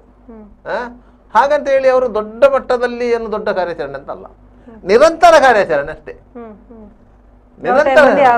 ನಿರಂತರ ಕಾರ್ಯಾಚರಣೆ. ಸಂಜೆ 7 ಗಂಟೆ ಆಗುವಾಗ staff ready Panambur police station ಅಲ್ಲಿ ಎಲ್ಲ ಸ್ಟಾಫ್ಗಳು. ಇವತ್ತು ಯಾವ ಸೈಡಿಗೆ ಹೋಗುವ ಅಂತ ಹೇಳಿ ನಿರ್ದಿಷ್ಟವಾಗಿ ಇಂಥವರ ಮನೆಗೆ ಹೋಗ್ಬೇಕಂತಿಲ್ಲ, ಯಾವ ಸೈಡಿಗೆ ಹೋಗುವಾಗ ರೂಟಲ್ಲಿ ಯಾರೆಲ್ಲ ರೌಡಿ ಶೀಟರ್ಗಳಿದ್ದಾರೆ ಅವರ ಮನೆಗಳಿಗೆ ನುಗ್ಗುದು, ಅಲ್ಲಿ ಚೆಕ್ ಮಾಡೋದು, ಅವನು ಬೆಳಿಗ್ಗೆಯಲ್ಲಿ ಹೋಗಿದ್ದೆ, ಹಗಲಲ್ಲಿ ಹೋಗಿ ಸಂಜೆಯಲ್ಲಿದ್ದೆ, ಇದನ್ನೆಲ್ಲ ಕೇಳುವುದು. ಈ ರೀತಿಯಾಗಿ ಮಾಡ್ತಾ ಇದ್ರು. ಮತ್ತೆ ಯಾವ್ಯಾವ ಪೊಲೀಸ್ ಸ್ಟೇಷನ್ನಲ್ಲಿ ಯಾವ್ಯಾವ ಪ್ರಕರಣಗಳಲ್ಲಿ ಆರೋಪಿಗಳ ಬಂಧನ ಬಾಕಿ ಇದೆ ಇದನ್ನು ಒಂದು ಲಿಸ್ಟ್ ಇಟ್ಕೊಂಡಿರ್ತದೆ. ಅಂಥವ್ರು ಸಿಕ್ಕಿದ್ರೆ ಅವರನ್ನು ಇಟ್ಕೊಂಡು ಬರ್ತಾ ಇದ್ರು. ಈ ರೀತಿಯಾಗಿ ನಿರಂತರವಾಗಿ ಕಾರ್ಯಾಚರಣೆ ನಡೆಸಿದಾಗ ಆಟೋಮೆಟಿಕಲಿ ರೌಡಿಸಮ್ ಚಟುವಟಿಕೆಗಳು ನಿಯಂತ್ರಣಕ್ಕೆ ಬಂದಿತ್ತು. ಆ ಸಂದರ್ಭದಲ್ಲಿಯೂ ಸಹ ಅವರು ಟಾಟಾ ಆ್ಯಕ್ಟ್ ಅನ್ನು ಇಂಪ್ಲಿಮೆಂಟ್ ಮಾಡಿದ್ದಿದೆ. ಅವರು ಆಂಟಿ ರೌಡಿ ಸ್ಕ್ವಾಡ್ ಸ್ಥಾಪನೆ ಆದಾಗಲೇ ಅವರೊಂದು ಬರೀ ದೊಡ್ಡ ರೈಡ್ ಮಾಡಿದ್ರು. ಅಚಾನಕ್ಕಾಗಿ ಸಿಕ್ಕಿದ್ದಂಥ ಬೇಟೆ, ಅದರಲ್ಲಿ ವಿದೇಶಿ ಪಿಸ್ತೂಲ್ಗಳು ಸಿಕ್ಕಿದೆ ಅಂತ ಹೇಳಿ ಟಾಟಾ ಆ್ಯಕ್ಟು ಹಾಕಿದ್ರು. ಫಸ್ಟ್ ಕೇಸ್ ಟಾಟಾ ಆ್ಯಕ್ಟ್ ಹಾಕಿದಂಥ ಕೇಸು. ಅದರಿಂದಾಗಿ ಟೀಮಿನ ಮೇಲೆ ಒಂದು ರೀತಿಯ ಜನರಿಗೆ ವಿಶ್ವಾಸ ಮೂಡಿತ್ತು. ಕ್ರಿಮಿನಲ್ಗಳಲ್ಲಿ ಭಯ ಸೃಷ್ಟಿಯಾಯಿತು. ಇವರಲ್ಲಿ ಯಾವುದೇ ಇನ್ಫ್ಲುಯೆನ್ಸ್ಗಳು ನಡೆಯುವುದಿಲ್ಲ ಅಂತ ಆಯಿತು. ಒತ್ತಡಗಳು ಪ್ರಭಾವಗಳು ಈ ತಂಡದ ಮೇಲೆ ನಡೆಯುವುದಿಲ್ಲ ಅಂತಾಯಿತು. ಆದ್ದರಿಂದಾಗಿ ಪೊಲೀಸರ ಬಗ್ಗೆ ಒಂದು ರೀತಿಯ ಭಯ ಸೃಷ್ಟಿಯಾಯಿತು. ಯಾವತ್ತು ಕ್ರಿಮಿನಲ್ಗಳಿಗೆ ಭಯ ಇರಬೇಕು. ಒಬ್ಬರು ಇನ್ಸ್ಪೆಕ್ಟರ್ ಹೇಳ್ತಾ ಇದ್ರು, ಒಂದ ಪೊಲೀಸ್ ಇರಬೇಕು, ಇಲ್ಲದ್ರೆ ರೌಡಿಗಳಿರಬೇಕು. ಎರಡು ಒಟ್ಟಿಗೆ ಇರಲಿಕ್ಕೆ ಅವಕಾಶ ಇಲ್ಲ. ಎರಡು ಒಟ್ಟಿಗೆ ಇರಲಿಕ್ಕೆ ಅವಕಾಶ ಇಲ್ಲ. ನನ್ನ ಏರಿಯಾದಲ್ಲಿ ರೌಡಿಗಳನ್ನು ನಾನು ಎಂಟರ್ಟೈನ್ ಮಾಡೋದೇ ಇಲ್ಲ. ಒಂದು ಸಣ್ಣ ಪ್ರಕರಣ ಆದರೆ ಸಾಕು, ಅವನನ್ನು ಶತಾಯಗತಾಯ ಬೆಂಡೆತ್ತಿಯೇ ಸಿದ್ಧ. ಆ ರೀತಿಯಾಗಿ ಈಗ ಮಂಗಳೂರಿನಲ್ಲಿ ಕೂಡ ಈಗಾಗಲೇ 6 ಮಂದಿಯ ವಿರುದ್ಧ ಕೋಕಾ ಕಾಯ್ದೆಯಡಿ ಪ್ರಕರಣ ದಾಖಲಾಗಿದೆ ಅಂತ ಹೇಳಲಾಗ್ತಾ ಇದೆ. ಯಾವೆಲ್ಲ ಅಪರಾಧ ಕೃತ್ಯಕ್ಕೆ ಈ ಒಂದು ಕಾಯ್ದೆ ಮೂಲಕ ಕೇಸ್ ಹಾಕ್ಬೋದು? ನೋಡಿ, ಅದು Karnataka organised crimes control act ಅಂತ ಹೇಳೋದು, ಕೋಕಾ ಆಕ್ಟ್ ಅಂತ ಹೇಳಿ. ಈ ಆರ್ಗನೈಸ್ಡ್ ಕ್ರೈಮ್ ಅಂತ ಹೇಳಿ ಈಗ ಇಲ್ಲಿ ಈಗ ಇಂಪ್ಲಿಮೆಂಟೇಷನ್ ಮಾಡಿದ್ದು ಯಾವುದೋ ಒಂದು ಫೋರ್ಜರಿ ಕೇಸಿಗೆ ಸಂಬಂಧಪಟ್ಟ ಹಾಗೆ ಸುರಿಗೆ ಇಬ್ಬರ ಮೇಲೆ ಏನೋ ಆ ಆ್ಯಕ್ಟ್ ಮಾಡಿದ್ದಾರೆ. ಇಲ್ಲದ್ರೆ ಅವನಿಗೆ 15 ದಿವಸದಲ್ಲಿ ಜಾಮೀನಾಗುತ್ತೆ. ಆ ಸಾಮಾನ್ಯವಾಗಿ 420 469 ಆ್ಯಕ್ಟ್ ಹಾಕಿದ್ರೆ ಅವನಿಗೆ 15 ದಿವಸದಲ್ಲಿ ಜಾಮೀನಾಗುತ್ತೆ. ಇದರಲ್ಲಿ ಆದ್ರೆ 1 ವರ್ಷ ಇರ್ತಾನೆ. ಜಾಮೀನಿಗೆ 1 ವರ್ಷ ಬೇಕು. ಅದಕ್ಕೆ ಬೇಕಾಗಿ ಆ ಆ್ಯಕ್ಟನ್ನು ಅವರ ಮೇಲೆ ಇಂಪ್ಲಿಮೆಂಟೇಷನ್ ಮಾಡಿದ್ದು. ಈಗ ಏನಾಗ್ತದೆ ಅಂತ ಹೇಳಿದರೆ ನಿಮಗೆ ಒಂದು ಸಣ್ಣ ಒಂದು ಉದಾಹರಣೆ ಹೇಳ್ತೇನೆ. ಕೆಲವು ವರ್ಷಗಳ ಹಿಂದೆ ಒಂದು ಹವಾಲಾ ಜಾಲವೊಂದನ್ನು CCB ಪೊಲೀಸರು ಹಿಡಿದರು. ಹವಾಲಾ ಜಾಲ ಒಟ್ಟಿಗೆ 87 ಲಕ್ಷ ರೂಪಾಯಿಗಳು ರಿಕವರಿ ಆದವು. ಒಟ್ಟಿಗೆ 87 ಲಕ್ಷ ರೂಪಾಯಿಗಳು ರಿಕವರಿ ಆದರು. 32 ಮಂದಿಯನ್ನು ಅರೆಸ್ಟ್ ಮಾಡಿದರು. ಹಣ ಸಿಕ್ಕಿದೆ, ಆರೋಪಿಗಳು ಸಿಕ್ಕಿದ್ದಾರೆ, ಎಲ್ಲವೂ ಸಿಕ್ಕಿದೆ. ಪೊಲೀಸರ ತಲೆಯಲ್ಲಿ ಏನಂತ ಹೇಳಿದ್ರೆ ಇದಕ್ಕೆ ಕೇಸ್ ಹಾಕುವುದು ಹೇಗೆ ಅಂತೇಳಿ. ಯಾಕಂದ್ರೆ ಹಣ ಅವರು ಕದ್ದದ್ದಲ್ಲ, ಅನ್ಅಕೌಂಟೆಡ್ ಮನಿ ಅಂತ ಒಂದು ಬಿಟ್ಟರೆ ಬೇರೇನು ಕ್ರಿಮಿನಲ್ ಕೃತ್ಯ ಮಾಡಿದವರಲ್ಲ. ಇಷ್ಟು ಮಂದಿಯೂ ಒಂದು ಮಂಗಳೂರಿನ ಒಬ್ಬರು ವಕೀಲರ ಆಫೀಸಿಗೆ ಹೋದರು. ವಕೀಲರು ಹೇಳಿದ್ರು, ನೀವೇನು ಗಡಿಬಿಡಿ ಮಾಡಬೇಡಿ, ಅವರು ಕೋರ್ಟಿಗೆ ಪ್ರೊಡ್ಯೂಸ್ ಮಾಡಲಿ ಅಂತ ಹೇಳಿದರು. ಎಷ್ಟು 32 ಮಂದಿ ಇದ್ದಾರೆ, ಎಲ್ಲರೂ 10,000 ರೂಪಾಯಿ ತಂದು ನಿಂತ. 3,20,000 ಆಯ್ತು ಫೀಸು. ಅಲ್ಲಿಗೆ ಬಂತು. ಅಲ್ಲಿಗೆ ಬಂತು. ಇವರು ಅವರನ್ನು ಕೋರ್ಟಿಗೆ ಬಿಡಿಸಿ ಮಾಡಬೇಕು. ಯಾವ ಸೆಕ್ಷನ್ ಅಡಿಯಲ್ಲಿ ಕೋರ್ಟಿಗೆ ಬಿಡಿಸಿ ಮಾಡೋದು? 41, 102 ಅಡಿಯಲ್ಲಿ ಮಾತ್ರ ಮಾಡ್ಲಿಕ್ಕೆ ಸಾಧ್ಯ ಆಗೋದು, ಬೇರೆ ಯಾವುದರಲ್ಲಿ ಮಾಡ್ಲಿಕ್ಕೆ ಸಾಧ್ಯ ಆಗೋದಿಲ್ಲ. 41, 102 ಅಂತ ಒಂದು ಸೆಕ್ಷನ್ ಇದೆ ಪೊಲೀಸ್ ಆಕ್ಟ್ ಅಲ್ಲಿ, ಅದರಲ್ಲಿ ಮಾತ್ರ ಮಾಡ್ಲಿಕ್ಕೆ ಆಗೋದು. ಸಂಶಯಾಸ್ಪದ ಪ್ರಕರಣ ಅಂತ ಹೇಳಿ, ಸಂಶಯ ಇದೆ ಅಂತ ಹೇಳಿ ಅವರನ್ನು ಪುಡಿದು ಮಾಡಿದ ಕೂಡಲೇ ಅವರ ಮನೆಯವರು ಬಂದರು, ಅವರ ration card, Aadhaar card, PAN card ಇಂಥದನ್ನು ಪುಡಿದು ಮಾಡಿದ್ರು. ಕೋರ್ಟ್ ಜಾಮೀನು ಕೊಟ್ಟಿತ್ತು. ಜೇಸಿ ಕಳಿಸುವಂತ ಪ್ರಶ್ನೆ ಇಲ್ಲ ಅದರಲ್ಲಿ. ಹಣವನ್ನು ಮುಟ್ಟುಗೋಲು ಹಾಕಿದ್ರು.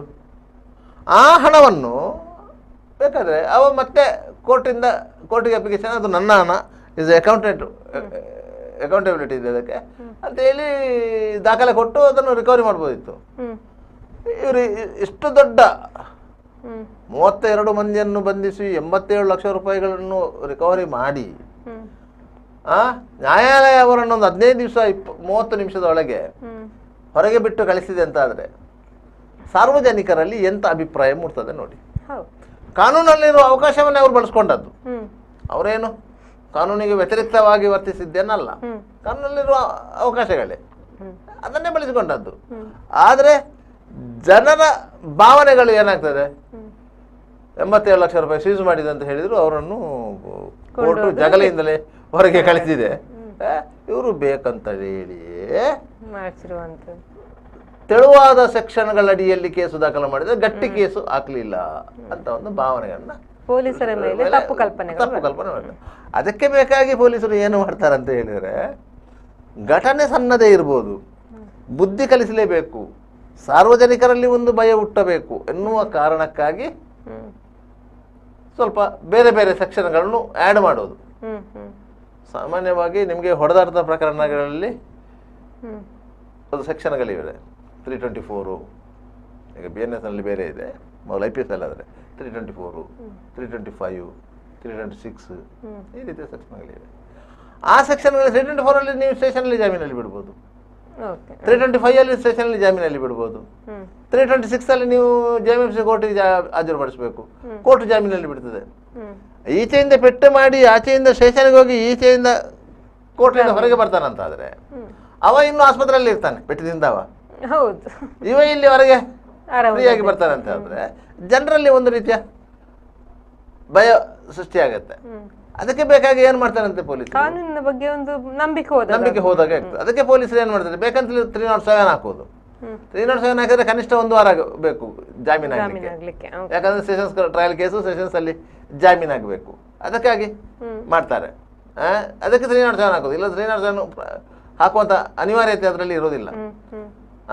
ಕೊಲೆ ಮಾಡುವ ಉದ್ದೇಶದಿಂದ ಒಬ್ಬನ ಮೇಲೆ ಅಟ್ಯಾಕ್ ಮಾಡಿದಾರಂತ ಆದ್ರೆ ಅದಕ್ಕೆ 307 ಬರೋದು. ಇದು ಇಬ್ಬರ ಮಧ್ಯೆ ಏನೋ ಮಾತಿನ ಚಕಮಕಿಯಲ್ಲಿ ಒಂದು ಚಾಕು ಹಾಕಿದ್ದನ್ನ, ಒಂದು ಬ್ಲೇಡ್ ಅಲ್ಲಿ ಗೀರಿದ್ದನ್ನ, ಈ ವಿಚಾರಕ್ಕೆಲ್ಲ 307 ಹಾಕೋದು. ಆದ್ರೆ 307 ಪೊಲೀಸರು ಹಾಕುವ ಉದ್ದೇಶ ಅದು. ಮತ್ತೊಂದು ಏನಂತ ಹೇಳಿದ್ರೆ 506 ಅಂತ ಒಂದು ಸೆಕ್ಷನ್ ಇತ್ತು, ಜೀವ ಬೆದರಿಕೆ ಅಂತ ಹೇಳಿ, ಅದನ್ನು ಹಾಕ್ತಾ ಇದ್ರು. ಯಾಕಂತ ಹೇಳಿದ್ರೆ ಪೊಲೀಸ್ ಸ್ಟೇಷನ್ ಅಲ್ಲಿ ಅವನನ್ನು ಜಾಮೀನಲ್ಲಿ ಬಿಡ್ಲಿಕ್ಕೆ ಅಂತ ಹೇಳಿ ಪ್ರೆಷರ್ ಬರಬಾರ್ದು ಅಂತ ಹೇಳಿ. ಪೊಲೀಸ್ ಸ್ಟೇಷನ್ ಅಲ್ಲಿ ಅದು ಕೋರ್ಟಲ್ಲಿ ಜಾಮೀನು ಆಗುತ್ತೆ, ಅದು ಪ್ರಶ್ನೆ ಬೇರೆ. ಆದ್ರೆ ಪೊಲೀಸ್ ಸ್ಟೇಷನ್ ಅಲ್ಲಿ ಬಿಡುವಂತ ಪ್ರೆಷರ್ ಬರಬಾರ್ದು ಅಂತ ಹೇಳಿ ಅದಕ್ಕೆ 506 ಹಾಕೋದು. ಜನರೇನಿಸ್ತದೆ ಪೊಲೀಸ್ ಸ್ಟೇಷನ್ ಅಲ್ಲಿ ರಿಲೀಸ್ ಮಾಡ್ತಾನೆ ಅಂತ ಹೇಳಿದ್ರೆ ಪೊಲೀಸರಿಗೆ ಏನೋ ದುಡ್ಡು ಕೊಟ್ಟು ಅವರಿಗೆ ಬಂದ ಅಂತ ಹೇಳ್ತಾರೆ. ಕಾನೂನಲ್ಲಿರುವ ಅವಕಾಶವನ್ನೇ ಕ್ರಿಮಿನಲ್ಗಳು ಬಳಸ್ಕೊಳ್ಳುವುದು, ಬೇರೆ ಏನಲ್ಲ. ಆದ್ರೆ ಇಲ್ಲೊಂದು ಏನಂತ ಹೇಳಿದ್ರೆ, ಈಗಾಗಲೇ 2 ಪ್ರಕರಣಗಳಿರುವಂತ ಆರೋಪಿಗಳ ಜೊತೆಯಲ್ಲಿ ಬೇರೆಯವರು ತಿರುಗಾಟ ನಡೆಸುವಂತದ್ದು, ಗುಂಪು ಕಟ್ಟಿಕೊಳ್ಳುವಂತದ್ದು ಮಾಡಿದ್ರೆ ಈ ಕಾಯ್ದೆಯಡಿ ಅವರಿಗೂ ಶಿಕ್ಷೆ ಆಗ್ತದೆ ಅಂತ ಹೇಳಿದ್ರು. ಹೌದು, ನೋಡಿ, ಕಾಯ್ದೆಗಳಿದೆ, ನೀವು ಅದನ್ನು ಬಳಸುವ ರೀತಿಯಲ್ಲಿ ಬಳಸಬೇಕು ಅಂತ. ಇಲ್ಲದ್ರೆ ಕೇಕೋಕ ಆಕ್ಟ್ ಅನ್ನು ರಾಜ್ಯ ಸರ್ಕಾರ ಜಾರಿಗೆ ತಂದದ್ದು ಯಾಕೆ? ಅದರ ಮೂಲ ಉದ್ದೇಶ ಏನು? ಗೂಂಡಾಗಿರಿಯನ್ನು ನಿಲ್ಲಿಸುವುದು, ಸಾರ್ವಜನಿಕವಾಗಿ ಭಯಮುಕ್ತ ವಾತಾವರಣ ನಿರ್ಮಿಸುವುದು, ಇದು ಇದರ ಮೂಲ ಉದ್ದೇಶ ಅಲ್ವಾ? ನೀವು ಅದನ್ನು ಅಟ್ರಾಕ್ಟ್ ಮಾಡುವಾಗ, ನೀವು ಅದನ್ನು ಒಬ್ಬರ ಮೇಲೆ ಹೇರುವಾಗ ನೀವು ಆಲೋಚನೆ ಮಾಡಲೇಬೇಕಲ್ಲ. ಈಗ ಯಾರ ಮೇಲೆ ಹಾಕ್ತೀರಿ ಅಂತ ಹೇಳಿದಾಗ ಅವನ ಅಪರಾಧ ಏನು ಅಂತ ನೋಡಬೇಕು. ಅವ ಹೇಳ್ತಾನೆ, ನಾನು ಪೆಟ್ಟು ಮಾಡಿದ್ದೇನೆ. ಹೌದು ಸ್ವಾಮಿ, ನೀವು ಕೋಕ ಯಾಕೆ ಹಾಕಿದ್ದು? ನಾನು ಒಬ್ಬನೇ ಪೆಟ್ಟು ಮಾಡಿದ್ದು. ಇದು ಸಂಘಟಿತ ಅಲ್ಲ, ಸಂಘಟಿತ ಅಪರಾಧ ಕೃತ್ಯ ಅಲ್ಲ ಅಂತ ಹೇಳಿ. ಇಲ್ಲಿ ಕೋಕಾ ಆಕ್ಟ್ ಅಲ್ಲಿ ಬೇರೆ ಬೇರೆ ಸೆಕ್ಷನ್ಗಳಿವೆ. ಆ ಸೆಕ್ಷನ್ಗಳ ಪೈಕಿ ಒಬ್ಬನ ಮೇಲೆ 2 ಪ್ರಕರಣಗಳು ಕ್ರಿಮಿನಲ್ ಪ್ರಕರಣ ದಾಖಲಾಗಿದ್ದಾರೆ. ಆತ ಪುನಃ ಅಂಥದ್ದೇ ಒಂದು ಪ್ರಕರಣದಲ್ಲಿ ಒಳಗೊಂಡಿದ್ದಾನಂತಾದರೆ ಅವನ ಮೇಲೆ ಕೋಕಾ ಆಕ್ಟ್ ಅನ್ನು ಹೇರಬಾರ್ದಂತ. ಅಂಥ ಕೋಕಾ ಆಕ್ಟ್ ಏರಲ್ಪಟ್ಟಂಥ ವ್ಯಕ್ತಿ ಜಾಮೀನಿನ ಮೇಲೆಗೆ ಹೊರಗೆ ಬಂದು, ಯಾವಾಗ 1 ವರ್ಷದ ನಂತರವಾದರೂ ಅವನು ಜಾಮೀನಿನ ಮೇಲೆ ಹೊರಗೆ ಬಂದಾಗ ಅವನೊಂದಿಗೆ ಗುರುತಿಸಿಕೊಳ್ತಾರಲ್ಲ, ಅವರ ಮೇಲೂ ಕೋಕಾ ಆಕ್ಟ್ ಅಟ್ರಾಕ್ಟ್ ಆಗ್ತದೆ ಅಂತ ಹೇಳಿ. ಯಾಕಂತ ಹೇಳಿದ್ರೆ ನೀವು ಗುಂಪು ಕಟ್ಟಿಕೊಳ್ಳಬಾರದು. ಒಬ್ಬ ಜೈಲಿಂದ ಹೊರಗೆ ಬಂದಿದೆ ಅಂತ ಹೇಳಿದ್ರೆ ಅವನ ಜೊತೆ ತಿರುಗಾಡುವವರು ಜಾಸ್ತಿ, ಅದೊಂದು ಹೆಮ್ಮೆ. ಅವ ಜೈಲಿಂದ ಹೊರಗೆ ಬಂದಾಗ ಕೂಡಲೇ ಅಲ್ಲಿ ಜೈಲಿನ ಬಾಗಿಲಲ್ಲೇ ಕಾದು ನಿಂತುಕೊಂಡು ಅವನೊಟ್ಟಿಗೆ ಬರುವ ಸ್ಟೈಲೇ ಬೇರೆ. ಒಂದು ಪ್ರದೇಶ ಇಮೇಜ್ ಕ್ರಿಯೇಟ್ ಮಾಡ್ಕೊಳ್ಳೋದು, ಒಂದು ರೌಡಿ ಪರಿಚಯ ಇದೆ ಅಂತ ಹೇಳಿ ಕ್ಲೋಸ್ ಆಗಿದ್ದೇವೆ ಮತ್ತೆ ಇನ್ನು ಹಾಗೆ ಮಾಡುವಾಗಿಲ್ಲ. ಇವನ ಮೇಲೆ ಬರ್ತದೆ ಕೇಸು. ಇವನ ಮೇಲೆ ಏನು ಪ್ರಿವಿಯಸ್ ಹಿಸ್ಟ್ರಿ ಇರ್ಬೇಕಂತ ಏನಿಲ್ಲ. ಜೈಲಿಂದ ಹೊರಗೆ ಬರ್ಬೇಕಾದ್ರೆ ಮಾಲೆ ಹಿಡ್ಕೊಂಡು ರೆಡಿ ಆಗೋರು ಇರ್ತಾರೆ. ಏನೋ ಒಂದು ಸಾಧನೆ ಮಾಡಿ ಜೈಲಿಗೆ ಹೋದಾಗೆ ಮೆರವಣಿಗೆ ಮೂಲಕ ಎಲ್ಲನೂ ಆಗುವಂತ ಆ ರೀತಿ ಆದ್ರೆ ಪೊಲೀಸರು ಅವರು ಕೂಡ ಜೈಲಿಗೆ ಹೋಗ್ಬೇಕಾಗುವಂತ ಪರಿಸ್ಥಿತಿ ಬರ್ಬೋದು. ಯಾಕಂದ್ರೆ ಅವರ ಮೇಲೆ ಕೋಕಾ ಆಕ್ಟ್ ಹಾಕಿ ಹಾಕ್ತಾರೆ, ಖಂಡಿತವಾಗಿ ಆಗ್ತದೆ. ಯಾವಾಗ ಅಂತ ಹೇಳ್ತಾರೆ, ಆ ಕೇಸಿನ ಇನ್ವೆಸ್ಟಿಗೇಷನ್ ಸಂದರ್ಭದಲ್ಲಿ ನ್ಯಾಯಾಲಯಕ್ಕೆ ಒಂದು ಅಪ್ಲಿಕೇಶನ್ ಹಾಕ್ತಾರೆ. ಇದು ಈ ಪ್ರಕರಣಕ್ಕೆ ಕೋಕಾ ಆಕ್ಟ್ ಅಟ್ರಾಕ್ಟ್ ಆಗ್ತಾ ಇದೆ, ನಾವು ಫರ್ದರ್ ಡಾಕ್ಯುಮೆಂಟ್ ಅನ್ನು ಸಬ್ಮಿಟ್ ಮಾಡ್ತಾ ಇದ್ದೇವೆ, ಅದರಿಂದ ಜಾಮೀನು ಕೊಡಬೇಡಿ ಅಂತ. ನ್ಯಾಯಾಲಯ ಬಿಲ್ಕುಲ್ ಜಾಮೀನು ಕೊಡೋದಿಲ್ಲ. ಅದು ಕೋಕಾ ಆಕ್ಟ್ ಆಗ್ತದೆ ಅಂತ ಪೊಲೀಸರು ಹೇಳಿದ್ದಾರೆ. ಯಾಕಂದರೆ ಪ್ರಿಮಿನಲ್ ಸ್ಟೇಜಲ್ಲಿ, ಪ್ರಾಥಮಿಕ ಹಂತದಲ್ಲಿ ನ್ಯಾಯಾಲಯ ಪೊಲೀಸರು ಹೇಳಿದ್ದನ್ನು ನಂಬ್ತದೆ.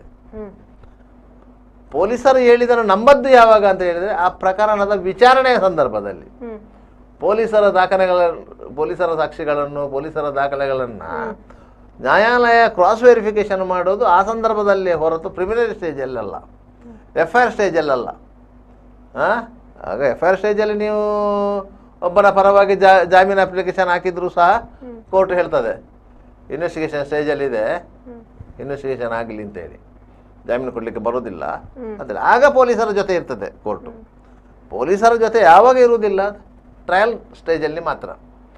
ಆಗ ದಾಖಲೆಗಳ ಕ್ರಾಸ್ ವೆರಿಫಿಕೇಶನ್ ಕೋರ್ಟ್ ಮಾಡ್ತದೆ. ಪೊಲೀಸರು ಸಂಗ್ರಹಿಸಿದಂತಹ ಪ್ರಾಸಿಕ್ಯೂಷನ್ ಸಾಕ್ಷಿಗಳು ಏನಿದೆ, ದಾಖಲೆಗಳು ಏನಿದೆ, ಅದನ್ನು ಕಾನೂನುಬದ್ಧವಾಗಿ ಕರಾರುವಕ್ಕಾಗಿ ಸಂಗ್ರಹಿಸಿದ್ದಾರಾ ಇಲ್ವಾ ಅಂತ ನೋಡ್ತದೆ. ಒಂದು ವೇಳೆ ಕಾನೂನುಬದ್ಧವಾಗಿ ಸಂಗ್ರಹಿಸಿಲ್ಲ ಅಂತಾದರೆ ಅಪರಾಧಿಗೆ ಲಾಭ ಆಗುತ್ತದೆ. ಆದ್ರೆ ಈಗ ಈ ಒಂದು ಇದರಲ್ಲಿ ಅಪರಾಧಿಗಳು ಎಷ್ಟು ವರ್ಷದವರೆಗೆ ಶಿಕ್ಷೆ ಅನುಭವಿಸಬಹುದು? ಅಲ್ಲ, 5 ವರ್ಷದಿಂದ ಜೀವಾವಧಿ ಶಿಕ್ಷೆಯವರೆಗೂ ಒಂದು ವರ್ಷ ಸಿಗುದಿಲ್ಲ, ಜಾಮೀನಂತೂ 1 ವರ್ಷ ಸಿಗುದಿಲ್ಲ. ಈಗ ಶಿಕ್ಷೆ ಆಗುದಾದ್ರೆ ಶಿಕ್ಷೆ ಆಗೋದು 5 ವರ್ಷದಿಂದ 1 ವರ್ಷ, ಒಂದು ಜೀವಾವಧಿ ಶಿಕ್ಷೆವರೆಗಿದೆ. ಮಿನಿಮಮ್ 5 ವರ್ಷ. ಮಿನಿಮಮ್ 5 ವರ್ಷ. ಅದರಿಂದಾಗಿ ಈಗ ಏನಾಗಿದೆ ಅಂತ ಹೇಳಿದ್ರೆ, ಅದು ಮತ್ತೊಂದು ಏನಂತ ಹೇಳಿದ್ರೆ, ಅದು ಸ್ಪೆಷಲ್ ಆಕ್ಟ್, ವಿಶೇಷ ಕಾಯ್ದೆ. ಆದ್ರಿಂದ ಈಗ ಸುಪ್ರೀಂ ಕೋರ್ಟ್ನ ರೂಲಿಂಗ್ ಪ್ರಕಾರ ಏನಿದೆ ಅಂತ ಹೇಳಿದರೆ, 7 ವರ್ಷಗಳಿಂದ ಒಳಗಿನ ಶಿಕ್ಷೆಯ ಪ್ರಮಾಣ ಇರುವಂತಹ ಸೆಕ್ಷನ್ಗಳಡಿಯಲ್ಲಿ ಕೇಸುಗಳು ದಾಖಲಾಗಿದ್ದರೆ ಆ ಪ್ರಕರಣದ ಆರೋಪಿಗಳನ್ನು ಸಕಾರಣವಿಲ್ಲದೆ ಜುಡಿಷಿಯಲ್ ಕಸ್ಟಡಿಯಲ್ಲಿ ಇರಿಸುವಂತಿಲ್ಲ ಅಂತ ಇದೆ. ಸಕಾರಣ ಇಲ್ಲದೆ, ಸಕಾರಣ ಇದ್ದರೆ ಜುಡಿಷಿಯಲ್ ಕಸ್ಟಡಿಯಲ್ಲಿ ಇರಿಸಬೇಕು. ಯಾಕಂದರೆ ಬೇರೆ ಆರೋಪಿಗಳು ಸಿಗಲಿಕ್ಕಿದೆ, ಇಲ್ಲದ್ರೆ ಪ್ರಾಪರ್ಟಿ ರಿಕವರಿ ಇದೆ, ಬೇರೊಂದು ಅಂಶಗಳು ತನಿಖೆಯಲ್ಲಿ ಗೊತ್ತಾಗಬೇಕಿದೆ, ಇಂತಹ ಕಾರಣಗಳೆಲ್ಲ ಇದ್ದರೆ, ಅಂತ ಸಕಾರಣಗಳಿದ್ದರೆ ಅದನ್ನು ಜೈಲಲ್ಲಿ ಇರಿಸಬಹುದು. ಒಂದು ವೇಳೆ ಸಕಾರಣಗಳಿಲ್ಲ ಅಂಥ ಸಂದರ್ಭಗಳಲ್ಲಿ ನೀವು ಜಾಮೀನು ಇದು ಜುಡಿಷಿಯಲ್ ಕಸ್ಟಡಿಯಲ್ಲಿ ಇರಿಸುವಂಥ ಅವಶ್ಯಕತೆ ಇಲ್ಲ ಅಂತ ಸುಪ್ರೀಂ ಕೋರ್ಟ್ ಹೇಳ್ತದೆ. ಆದ್ದರಿಂದಾಗಿ 7 ವರ್ಷದ ಒಳಗಿನ ಶಿಕ್ಷೆಯ ಪ್ರಮಾಣ ಇರುವಂತಹ ಸೆಕ್ಷನ್ಗಳೇನಿದೆ ಆ ಸೆಕ್ಷನ್ಗಳಲ್ಲೆಲ್ಲ ಜಾಮೀನು ಕೊಡ್ತಾ ಇರ್ತಾರೆ ಕೋರ್ಟು. ಏನಿಲ್ಲದ್ರೆ ಮಧ್ಯಂತರ ಜಾಮೀನಾದರೂ ಕೊಡ್ತಾರೆ, ಇಂಟ್ರಿಮ್ ಬೇಲ್ ಕೊಡ್ತಾರೆ, ಮತ್ತೆ ಬೇಕಾದ್ರೆ ರೆಗ್ಯುಲರ್ ಮೇಲ್ ಮಾಡ್ಕೊಳ್ಳಿ ಅಂತ ಹೇಳಿ. ಆದರೆ ಪೊಲೀಸರು ಅದಕ್ಕೆ ಅಬ್ಜೆಕ್ಷನ್ ಹಾಕ್ತಾರೆ, ನಮಗೆ ರಿಕವರಿ ಇದೆ, ಅದು ಇದೆ, ಇದು ಇದೆ ಅಂತ ಹೇಳ್ತಾರೆ. ಅದನ್ನು ಕೋರ್ಟು ಕನ್ಸಿಡರ್ ಮಾಡ್ತದೆ, ಮಾಡೋದಿಲ್ಲ ಅಂತ ಏನಿಲ್ಲ, ಕೋರ್ಟು ಕನ್ಸಿಡರ್ ಮಾಡ್ತದೆ. ಆ ರೀತಿಯಲ್ಲಿ ಕೋರ್ಟುಗಳು ಕಾನೂನಿಗೆ ಅನುಗುಣವಾಗಿಯೇ ಅಪರಾಧದ ನಿಯಂತ್ರಣಕ್ಕೆ ಕೋರ್ಟುಗಳ ವರ್ತನೆಯು ಸಹ ಕಾರಣ ಆಗ್ತದೆ. ಕೋರ್ಟುಗಳು ಎಷ್ಟು ಬಿಗಿಯಾಯಿತೋ ಸಹಜವಾಗಿಯೇ ಕ್ರಿಮಿನಲ್ ಚಟುವಟಿಕೆಗಳು ನಿಯಂತ್ರಣಕ್ಕೆ ಬರ್ತದೆ. ಸಹಜವಾಗಿ ಯಾಕಂದರೆ ಕೋರ್ಟ್ಗೆ ಹೋದ ಕೂಡಲೇ ನಿಮಗೆ ಜಾಮೀನು ಸಿಗ್ತದೆ, ಮತ್ತೆ ಅದೇ ಕೆಲವರಿಗೆ ಏನು ಮಾಡಿದ್ರು ನಮಗೆ ಜಾಮೀನು ಸಿಗ್ತದೆ ಅನ್ನುವಂಥದ್ದು. ಹೌದು, ಈಗ ಏನು ಮಾಡಿದ್ರು ಜಾಮೀನು ಸಿಗುತ್ತದೆ, ಏನು ಇಲ್ಲ ಒಂದೆರಡು ದಿವಸದಲ್ಲಿ ವಾಪಸ್ ಬರ್ಬೋದು ಅಂತ ಒಂದು ಮನೋಸ್ಥಿತಿ ಇದೆಯಲ್ಲ, ಅದು ನಾಗರಿಕ ಸಮಾಜಕ್ಕೆ ಅತ್ಯಂತ ಅಪಾಯಕಾರಿ. ಅದರಿಂದಾಗಿ ನಾವು ಹೇಳೋದು ಕೋರ್ಟುಗಳು ಸಹ ಸ್ಟ್ರಿಕ್ಟ್ ಆಗಿ ಇರಬೇಕು. ಪೊಲೀಸರು ಎಷ್ಟು ಸ್ಟ್ರಿಕ್ಟ್ ಆಗಿರ್ತಾರೋ ಅಷ್ಟೇ ಸ್ಟ್ರಿಕ್ಟ್ ಆಗಿ ಕೋರ್ಟುಗಳು ಇರಬೇಕು. ಆದರೆ ಕೋರ್ಟುಗಳಿಗೆ ನೀವು ವಾಸ್ತವ ಸ್ಥಿತಿಯನ್ನು ವಿವರಿಸಬೇಕು. ಪೊಲೀಸರು ನೀವು ಅಪರಾಧಿ ಹೋಗಿ ವಾಸ್ತವ ಸ್ಥಿತಿಯನ್ನು ವಿವರಿಸಲಿಕ್ಕೆ ಆಗೋದಿಲ್ಲ, ಕಂಪ್ಲೇಂಟ್ ಹೋಗಿ ವಿವರಿಸಲಿಕ್ಕೆ ಆಗೋದಿಲ್ಲ, ಕಂಪ್ಲೇಂಟ್ ಹೋಗಿ ವಿವರಿಸಲಿಕ್ಕೆ ಆಗೋದಿಲ್ಲ. ಈಗ ಒಂದು ಕೆಲವೊಂದು ಪ್ರಕರಣಗಳಲ್ಲಿ ಸಂಬಂಧಪಟ್ಟಂತೆ ಜಾಮೀನು ಕೊಡಬೇಕಾದ್ರೆ ಕೋರ್ಟು ಕಂಪ್ಲೇಂಟನ್ನು ಕರೆದು ಅಭಿಪ್ರಾಯ ಕೇಳ್ತದೆ, ಗೊತ್ತಾ? ಕಂಪ್ಲೇಂಟಿಗೆ ನೋಟಿಸ್ ಆಗ್ತದೆ, ಬೇಲ್ ಕೊಡಬೇಕಾ ಬೇಡ ಅಂತ ಹೇಳಿ. ಕಂಪ್ಲೇಂಟ್ ಬಂದು ಸ್ವಾಮಿ ಬೇಲ್ ಕೊಡಬೇಡಿ, ಅವನಿಗೆ ಅವ್ರಿಗೆ ಬೇಲ್ ಕೊಟ್ಟರೆ ನನ್ನನ್ನು ಕೊಲ್ತಾರೆ ಅಂತ ಹೇಳಿದರೆ ಜೀವ ಬೆದರಿಕೆ ಹಾಕಿದರೆ ಇನ್ನು ಕೊಂದ್ರೆ ಅಂತ ಹೇಳಿದರೆ ಬೇಲ್ ಕೊಡಬೇಕಾ ಬೇಡ ಅಂತ ಹೇಳಿ ಕೋರ್ಟ್ ಡಿಸೈಡ್ ಮಾಡ್ತದೆ. ಈ ರೀತಿಯ ಪರಿಸ್ಥಿತಿ ಇದೆ. ನ್ಯಾಯಾಲಯಗಳಲ್ಲೂ ಸಹ ಮೊದಲಿನ ಪರಿಸ್ಥಿತಿಗೂ ಈಗಿನ ಪರಿಸ್ಥಿತಿಗೂ ವ್ಯತ್ಯಾಸಗಳಿವೆ. ಮೊದಲಂತ ಹೇಳಿದರೆ ಈ ಕೊಲೆ ಪ್ರಕರಣಗಳಿಗೆ ಸಂಬಂಧಿಸಿದಂತೆ ಜಾಮೀನೇ ಸಿಗ್ತಿರ್ಲಿಲ್ಲ. 1978ರವರೆಗೆ ಕೊಲೆ ಪ್ರಕರಣಗಳಿಗೆ ಯಾವುದೇ ನ್ಯಾಯಾಲಯಗಳು ಜಾಮೀನು ಕೊಡ್ತಾ ಇರಲಿಲ್ಲ. ಅವನು ಟ್ರಯಲ್ ಆಗಿ ಕೇಸು ಮುಗಿಸಿಕೊಂಡೇ ಹೊರಗೆ ಬರಬೇಕು. ಈಗ ಕೂಡ ಸರ್ ಒಬ್ಬ ವ್ಯಕ್ತಿ 2 ಪ್ರಕರಣಗಳಲ್ಲಿ ಆರೋಪಿಯಾಗಿದ್ದು ಮತ್ತೆ ಇಂಥ ಪ್ರಕರಣಗಳಂದ್ರೆ ಅಪರಾಧ ಕೃತ್ಯ ಮುಂದುವರಿಸಿದ್ರೆ ಅವನ ಮೇಲೆ ಇನ್ನೊಂದು ಪ್ರಕರಣ ದಾಖಲಾದ್ರೆ ಅದು ಕೋಕಾ ಕಾಯ್ದೆ ಅಟ್ರಾಕ್ಟ್ ಆಗ್ತದೆ. ಯಾಕಂದ್ರೆ 2 ಪ್ರಕರಣಗಳಲ್ಲಿ ಅವನು ವಿಚಾರಣೆಯನ್ನು ಎದುರಿಸ್ತಾ ಇದ್ದಾನೆ. ಅಂತ ಸಂದರ್ಭದಲ್ಲಿ ಅವ ಇನ್ನೊಂದು ಪ್ರಕರಣದಲ್ಲಿ ಭಾಗಿಯಾದರೆ ಆ ಪ್ರಕರಣದ ಒಟ್ಟಿಗೆ ಅವನ ಮೇಲೆ ಕೋಕಾ ಕಾಯ್ದೆಯನ್ನು ಅಟ್ರಾಕ್ಟ್ ಮಾಡಬಹುದು. ಅದು 3 + ಇದೊಂದು ಒಟ್ಟು 4 ಅಂತ ಹೇಳಿದ್ರೆ ಅದು ಬೇರೆ. ಈ ಕೇಸು ಅಲ್ಲಿಗೆ ಹೋಗ್ತದೆ, ಸೀದಾ ಬೆಳಗಾವಿಗೆ, ಆಯ್ತಾ? ಅದರಲ್ಲಿ ಇವ ಸುಸ್ತು ಹೊಡೆದು ಹೋಗ್ತಾನೆ. ಒಂದು 6 ತಿಂಗಳು ಜೈಲಲ್ಲಿ ಇರ್ತಾನೆ. ಅದರ ನಂತರ ಪುನಃ ಕೋರ್ಟಿಗೆ ಅಲ್ದಾಡಬೇಕು. ಅಷ್ಟೊತ್ತಿಗೆ ಸುಸ್ತು ಹೊಡೆದು ಹೋಗ್ತಾನೆ. ಅದಕ್ಕಾಗಿ ಮತ್ತೆ ಅವರಿಗೆ ಕೇಸು ಬೇಡ. ಸಾಮಾನ್ಯವಾಗಿ ಏನಾಗ್ತದೆ ಅಂತ ಹೇಳಿದರೆ, ಕ್ರಿಮಿನಲ್ ಚಟುವಟಿಕೆಗಳನ್ನು ಪೊಲೀಸರು ನಿಯಂತ್ರಣಕ್ಕೆ ಪಡೀಲಿಕ್ಕೆ ಅಂತ ಹೇಳಿ ಬೆನ್ನಿಗೆ ಕೇಸ್ ಆಗ್ತಾ ಹೋಗ್ತಾರೆ ಒಬ್ಬೊಬ್ಬರ ಮೇಲೆ. ಅವನಿಗೆ ಜುಗುಪ್ಸೆ ಬರಬೇಕು ತನ್ನ ಜೀವನದಲ್ಲಿ, ಯಾಕಾದ್ರೆ ನಂಗೆ ಈ ಸಾಹಸ ಬೇಕಿತ್ತು ಅಂತೇಳಿ ಆ ರೀತಿ ಮಾಡೋದಿದೆ. ಅಂದ್ರೆ ಈಗ ಸರ್ ಹೆಚ್ಚಾಗಿ ನಾವು ಕೇಳ್ತಿರೋ, ಈಗ ರೀಸೆಂಟ್ ಆಗಿ ನಾವು ಇಲ್ಲಿ ಮಂಗಳೂರಲ್ಲಿ ಕೇಳಿದ್ರು ಕೂಡ ಈ ಜೈಲಿನ ಒಳಗಿರುವಂತಹ ಕೈದಿಗಳಲ್ಲಿ ಜಗಳ ಆಗುವಂಥದ್ದು, ಸಣ್ಣ ಪುಟ್ಟ ವಿಚಾರಕ್ಕೂ ಕೂಡ ಅವರವರೇ ಅಟ್ಯಾಕ್ ಮಾಡ್ಕೊಳ್ಳುವಂಥದ್ದು ಆಗ್ತಾ ಇದೆ. ಸೊ ಇಂಥ ಒಂದು ಪ್ರಕರಣದ ಇಂಥ ಒಂದು ಕೇಸಲ್ಲಿ ಕೂಡ ಅವರ ಮೇಲೆ ಇಂಥ ಕಾಯ್ದೆ ಆಗ್ಬೋದಾ ಅಂತ ಆಗ್ತದೆ. ಯಾಕಂತ ಹೇಳಿದ್ರೆ ಜೈಲಿನ ಒಳಗೆ ಹೋದವರಿಗೆ ಒಂದು ರೀತಿಯಲ್ಲಿ ರಿಲೀಫ್ ಸಿಗುತ್ತೆ.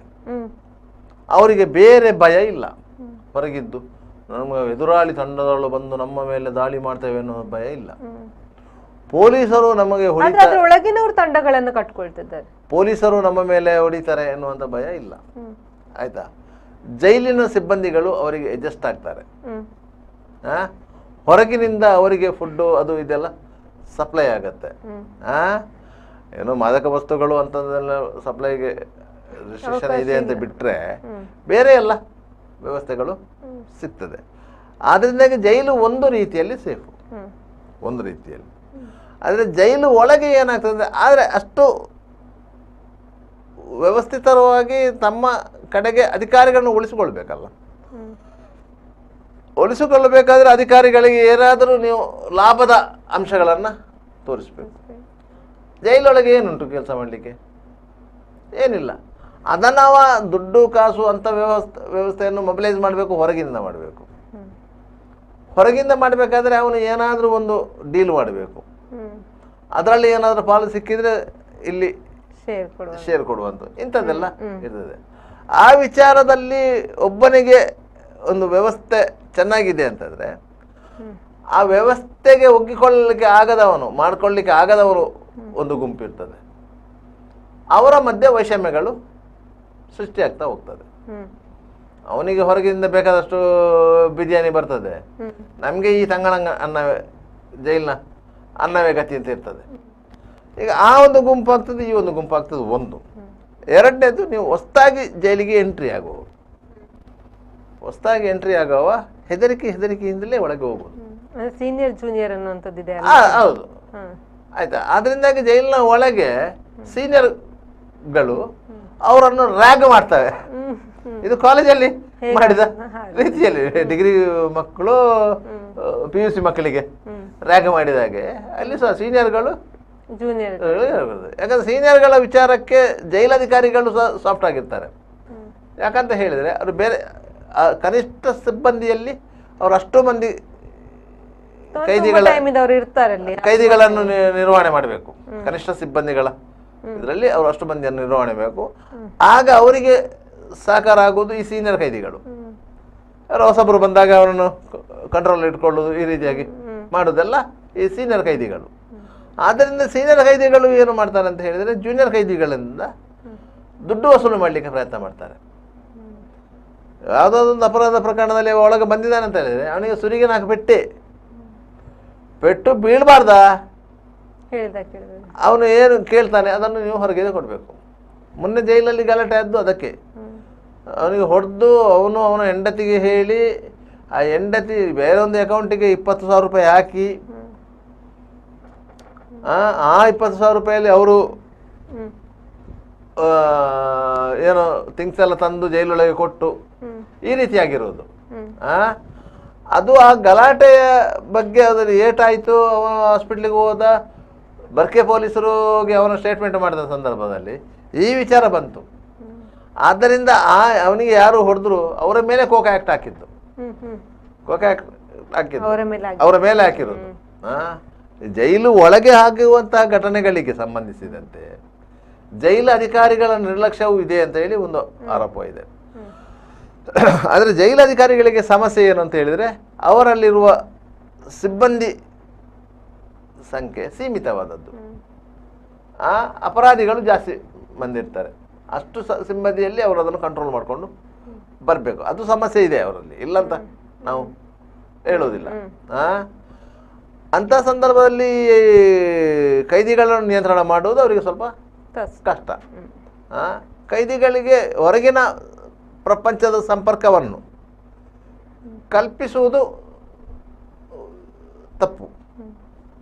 ಆದರೆ ವಿಚಾರಣೆಯ ಕೈದಿಗಳಾಗಿರುವುದರಿಂದ ಅವರ ಮನೆಯವರನ್ನು ಅವರು ರಿಸ್ಟ್ರಿಕ್ಟ್ ಮಾಡಲಿಕ್ಕೆ ಬರೋದಿಲ್ಲ. ವಾರಕ್ಕೆ ಒಮ್ಮೆ ಆದರೂ ಮೀಟ್ ಮಾಡಿಸಲೇಬೇಕು. ಅದರಿಂದಾಗಿ ಅಂತಹ ಸಂದರ್ಭದಲ್ಲಿ ಇಂಥ ಕಮ್ಯುನಿಕೇಶನ್ಗಳು ಆಗುತ್ತೆ. ಈಗ ಅಪರಾಧ ಕೃತ್ಯದಲ್ಲಿ ಭಾಗಿಯಾದವರಿಗೆ ಕಠಿಣ ಶಿಕ್ಷೆ ವಿಧಿಸಬೇಕು ಅನ್ನುವಂಥದ್ದು, ಇಲ್ಲದಿದ್ದರೆ ಅವರಿಗೆ ಅವರ ತಪ್ಪಿನ ಒಂದು ಪಶ್ಚಾತ್ತಾಪ ಇರ್ಬೋದು, ಆಗುದು ಯಾವಾಗ ಅನ್ನುವಂಥದ್ದು. ಈಗ ಜಾಮೀನುಗಳನ್ನು ಪ್ರತಿ ಸಲ ನಾವು ಕೊಡ್ತಾ ಹೋದ್ರೆ, ಬಿಡುಗಡೆ ಮಾಡ್ತಾ ಹೋದ್ರೆ ಅಪರಾಧಿಗಳು ತಪ್ಪುಗಳನ್ನ ಮಾಡ್ತಾನೆ ಹೋಗ್ತಾರೆ, ಒಂದ್ಸಲ ಒಳಗೆ ಹೋಗ್ತಾರೆ, ಹೊರಗೆ ಬರ್ತಾರೆ. ಅದು ಒಂಥರ ಚಾಳಿ ಆಗುದಿಲ್ವಾ ಅಂತ ನೋಡಿ. ಕ್ರಿಮಿನಲ್ ಪ್ರಕರಣಗಳು ಅಲ್ಲಿ ಹಲವು ವಿಧಗಳಿವೆ. ಒಂದು ಉದ್ದೇಶಪೂರ್ವಕವಾಗಿ ಮಾಡುವಂಥದ್ದು, ಕೆಲವೊಮ್ಮೆ ಅಚಾನಕ್ ರೀತಿಯಲ್ಲಿ ಆಗುವಂಥದ್ದು, ಇದೆಲ್ಲ ಇದೆ. ಆಯಿತಾ. ಈ ಮೋಸ, ವಂಚನೆ ಇದೆಲ್ಲ ಉದ್ದೇಶಪೂರ್ವಕವಾಗಿ ಮಾಡುವಂಥದ್ದು. ಗಲಾಟೆಗಳು ಇದೆಲ್ಲ ಒಮ್ಮೊಮ್ಮೆ ಅಚಾನಕ್ ರೀತಿಯಲ್ಲಿ ಆಗ್ತದೆ, ಒಮ್ಮೊಮ್ಮೆ ದ್ವೇಷ ರೀತಿಯಲ್ಲಿ, ಕೆಲವೊಮ್ಮೆ ರಕ್ಷಣೆಯ ವಿಚಾರದಲ್ಲೂ ಆಗುತ್ತೆ. ಒಬ್ಬ ನನ್ನ ಮೇಲೆ ಅಟ್ಯಾಕ್ ಮಾಡ್ತಾನೆ ಅಂತ ಹೇಳುವಾಗ ನಾನು ಅದನ್ನು ಪ್ರತಿರೋಧ ತೋರಲೇಬೇಕು. ಇಂಥ ಸಂದರ್ಭದಲ್ಲಿ ಆಗುತ್ತೆ. ಅಂತಹ ಕ್ರಿಮಿನಲ್ಗಳನ್ನ ನೀವು ವಿಭಾಗ ಮಾಡಬೇಕು. ಎ ವಿಭಾಗದ ಕೈದಿಗಳು, ಬಿ ವಿಭಾಗದ ಕೈದಿಗಳು, ಸಿ ವಿಭಾಗದ ಕೈದಿಗಳು, ಈ ರೀತಿಯಾಗಿ ವಿಭಾಗ ಮಾಡಿಕೊಂಡು ಅವರನ್ನು ಪರಿವರ್ತನೆ ಮಾಡಲಿಕ್ಕೆ ಪ್ರಯತ್ನ ಮಾಡಬೇಕು. ಜೈಲಿನ ಒಳಗೆ ಹೋದ ಕೂಡಲೇ ಅವರಿಗೆ ಒಂದು ರೀತಿಯಲ್ಲಿ ಫ್ರೀ ಆಗ್ತದೆ. ಹೇಗೋ ಅಲ್ಲಿ 1-2 ಹೊತ್ತು ಊಟ ಗೀಟ ಸಿಗುತ್ತೆ, ಏನು ಹೊಟ್ಟೆಗೇನು ತೊಂದರೆ ಇಲ್ಲ, ಕಡಿಮೆ ಆದರೂ ಸಿಗುತ್ತೆ. ಅದಕ್ಕೆ ಅವರು ಅಡ್ಜಸ್ಟ್ ಆಗ್ತಾರೆ. ಮತ್ತೆ ಅಂಥವರು ಹೊರಗಿನ ಪ್ರಪಂಚವನ್ನು ಸಂಪರ್ಕ ಮಾಡುವಂಥ ಅವಕಾಶಗಳು ಸಿಕ್ಕಿದರೆ ಅವರು ಬಳಸ್ಕೊಳ್ತಾರೆ. ಅಂಥ ಸಂಪರ್ಕ ಮಾಡಲಿಕ್ಕೆ ಅವಕಾಶಗಳು ಸಿಗಬಾರ್ದು, ಈ ರೀತಿಯಾಗಿ ಇರೋದು. ಮತ್ತೆ ಜೈಲಿನ ಒಳಗೆ ಒಮ್ಮೆ ಹೋಗಿ ಬಂದರೆ ಏನೂ ಇಲ್ಲ ಅಂತಾದರೆ ಮತ್ತೆ ಅದರ ಹೆದರಿಕೆ ಏನಿಲ್ಲ. ನೀರಲ್ಲಿ ಮುಳುಗಿದ ನಿಮಗೆ ಚಳಿ ಏನು ಅಂತ ಹೇಳಿ. ನೀರಲ್ಲಿ ಮುಳುಗುವವರೆಗೆ ಮಾತ್ರ ನಿಮಗೆ ಚಳಿ ಇದು ಹೆದರಿಕೆ ಇರೋದು. ಅಲ್ಲ, ಅಲ್ಲಿ ಹೋಗಿ ಆರಾಮಾಗಿರೋದು ಅಂತ ಹೇಳಿದ್ರೆ ಸ್ವಲ್ಪ ದಿವಸ ರೆಸ್ಟ್ ಮಾಡಿ ಬಂದಾಗೆ ರೆಸ್ಟ್ ಮಾಡಿ ಬಂದಾಗ ಆಗುತ್ತೆ. ಆದ್ರಿಂದಾಗಿ ಅಲ್ಲಿ ವಿಚಾರಣಾಧೀನ ಖೈದಿಗಳಿಗೆ ಅವರಿಗೆ ಬೇರೆ ಏನು ಕೆಲಸ ಇರೋದಿಲ್ಲ, ಕೆಲಸ ಕೊಡುವ ಹಾಗಿಲ್ಲ. ನಿಮಗೆ ಶಿಕ್ಷಾ ಬಂದಿಗಳಾದರೆ ಮಾತ್ರ ನಿಮಗೆ ಕೆಲಸಗಳೋದಿಲ್ಲ ಸಿಗುವಂಥದ್ದು, ಅದಕ್ಕೆ ಕೂಲಿ ಸಹ ಸಿಗುತ್ತೆ, ಅದು ಪ್ರಶ್ನೆ ಬೇರೆ. ಆ ರೀತಿಯಾಗಿ ಇರುತ್ತದೆ. ಇಂತಹ ಸಂದರ್ಭದಲ್ಲಿ ಜೈಲಿನ ವ್ಯವಸ್ಥೆಗಳು ಬದಲಾಗಬೇಕು, ಸಮಾಜದ ವ್ಯವಸ್ಥೆಗಳನ್ನು ಬದಲಾವಣೆ ಮಾಡಬೇಕು, ಮತ್ತೆ ಇರುವಂಥ ಕಾನೂನುಗಳು, ಹೊಸದಾಗಿ ಕಾನೂನನ್ನು ತಯಾರಿಸಬೇಕಂತ ಏನಿಲ್ಲ, ಇರುವಂಥ ಕಾನೂನುಗಳನ್ನು ಅತ್ಯಂತ ಕಟ್ಟುನಿಟ್ಟಾಗಿ ನೀವು ಜಾರಿ ಮಾಡಿದರೆ ಸಹಜವಾಗಿಯೇ ಒಂದು ಸಮಾಜದಲ್ಲಿ ಶಾಂತಿ ಸುವ್ಯವಸ್ಥೆ ಎಲ್ಲ ಕಾಪಾಡಬಹುದು. ಸರ್, ಇನ್ನಾದರೂ ಈ ಅಪರಾಧ ಪ್ರಕರಣಗಳು ನಮ್ಮ ಸಿಟಿಯಲ್ಲಿ ಕಡಿಮೆ ಆಗಲಿ, ನಿಯಂತ್ರಣಕ್ಕೆ ಬರಲಿ ಅಂತ ಹೇಳ್ತಾ ಇವತ್ತಿನ ಸುದ್ದಿಗೊಂದು ಗುದ್ದು ನೇರ ಪ್ರಸಾರದ ಕಾರ್ಯಕ್ರಮವನ್ನು ಮುಗಿಸುವಂಥ ಸಮಯ ಆಗಿದೆ. ಸರ್, ಇಷ್ಟೊತ್ತು ನಮ್ಮ ಜೊತೆ ಕೂತ್ಕೊಂಡು ಸಂಪೂರ್ಣ ಮಾಹಿತಿನ ಹಂಚ್ಕೊಂಡಿದ್ದಕ್ಕೆ ಧನ್ಯವಾದಗಳು. Thank you. ನೋಡಿದ್ರಲ್ಲ, ಇದು ಇವತ್ತಿನ ಸುದ್ದಿಗೊಂದು ಗುದ್ದು ನೇರ ಪ್ರಸಾರದ ಕಾರ್ಯಕ್ರಮ. ಮುಂದಿನ ಕಾರ್ಯಕ್ರಮದಲ್ಲಿ ಮತ್ತೊಂದು ವಿಷಯಗಳ ಜೊತೆ ಭೇಟಿ ಆಗ್ತೀವಿ. ಅಲ್ಲಿವರೆಗೂ ನಿರಂತರ ಸುದ್ದಿ ಮತ್ತು ಮನರಂಜನೆಗಾಗಿ ನೋಡ್ತಾ ಇರಿ ವಿ4 ನ್ಯೂಸ್.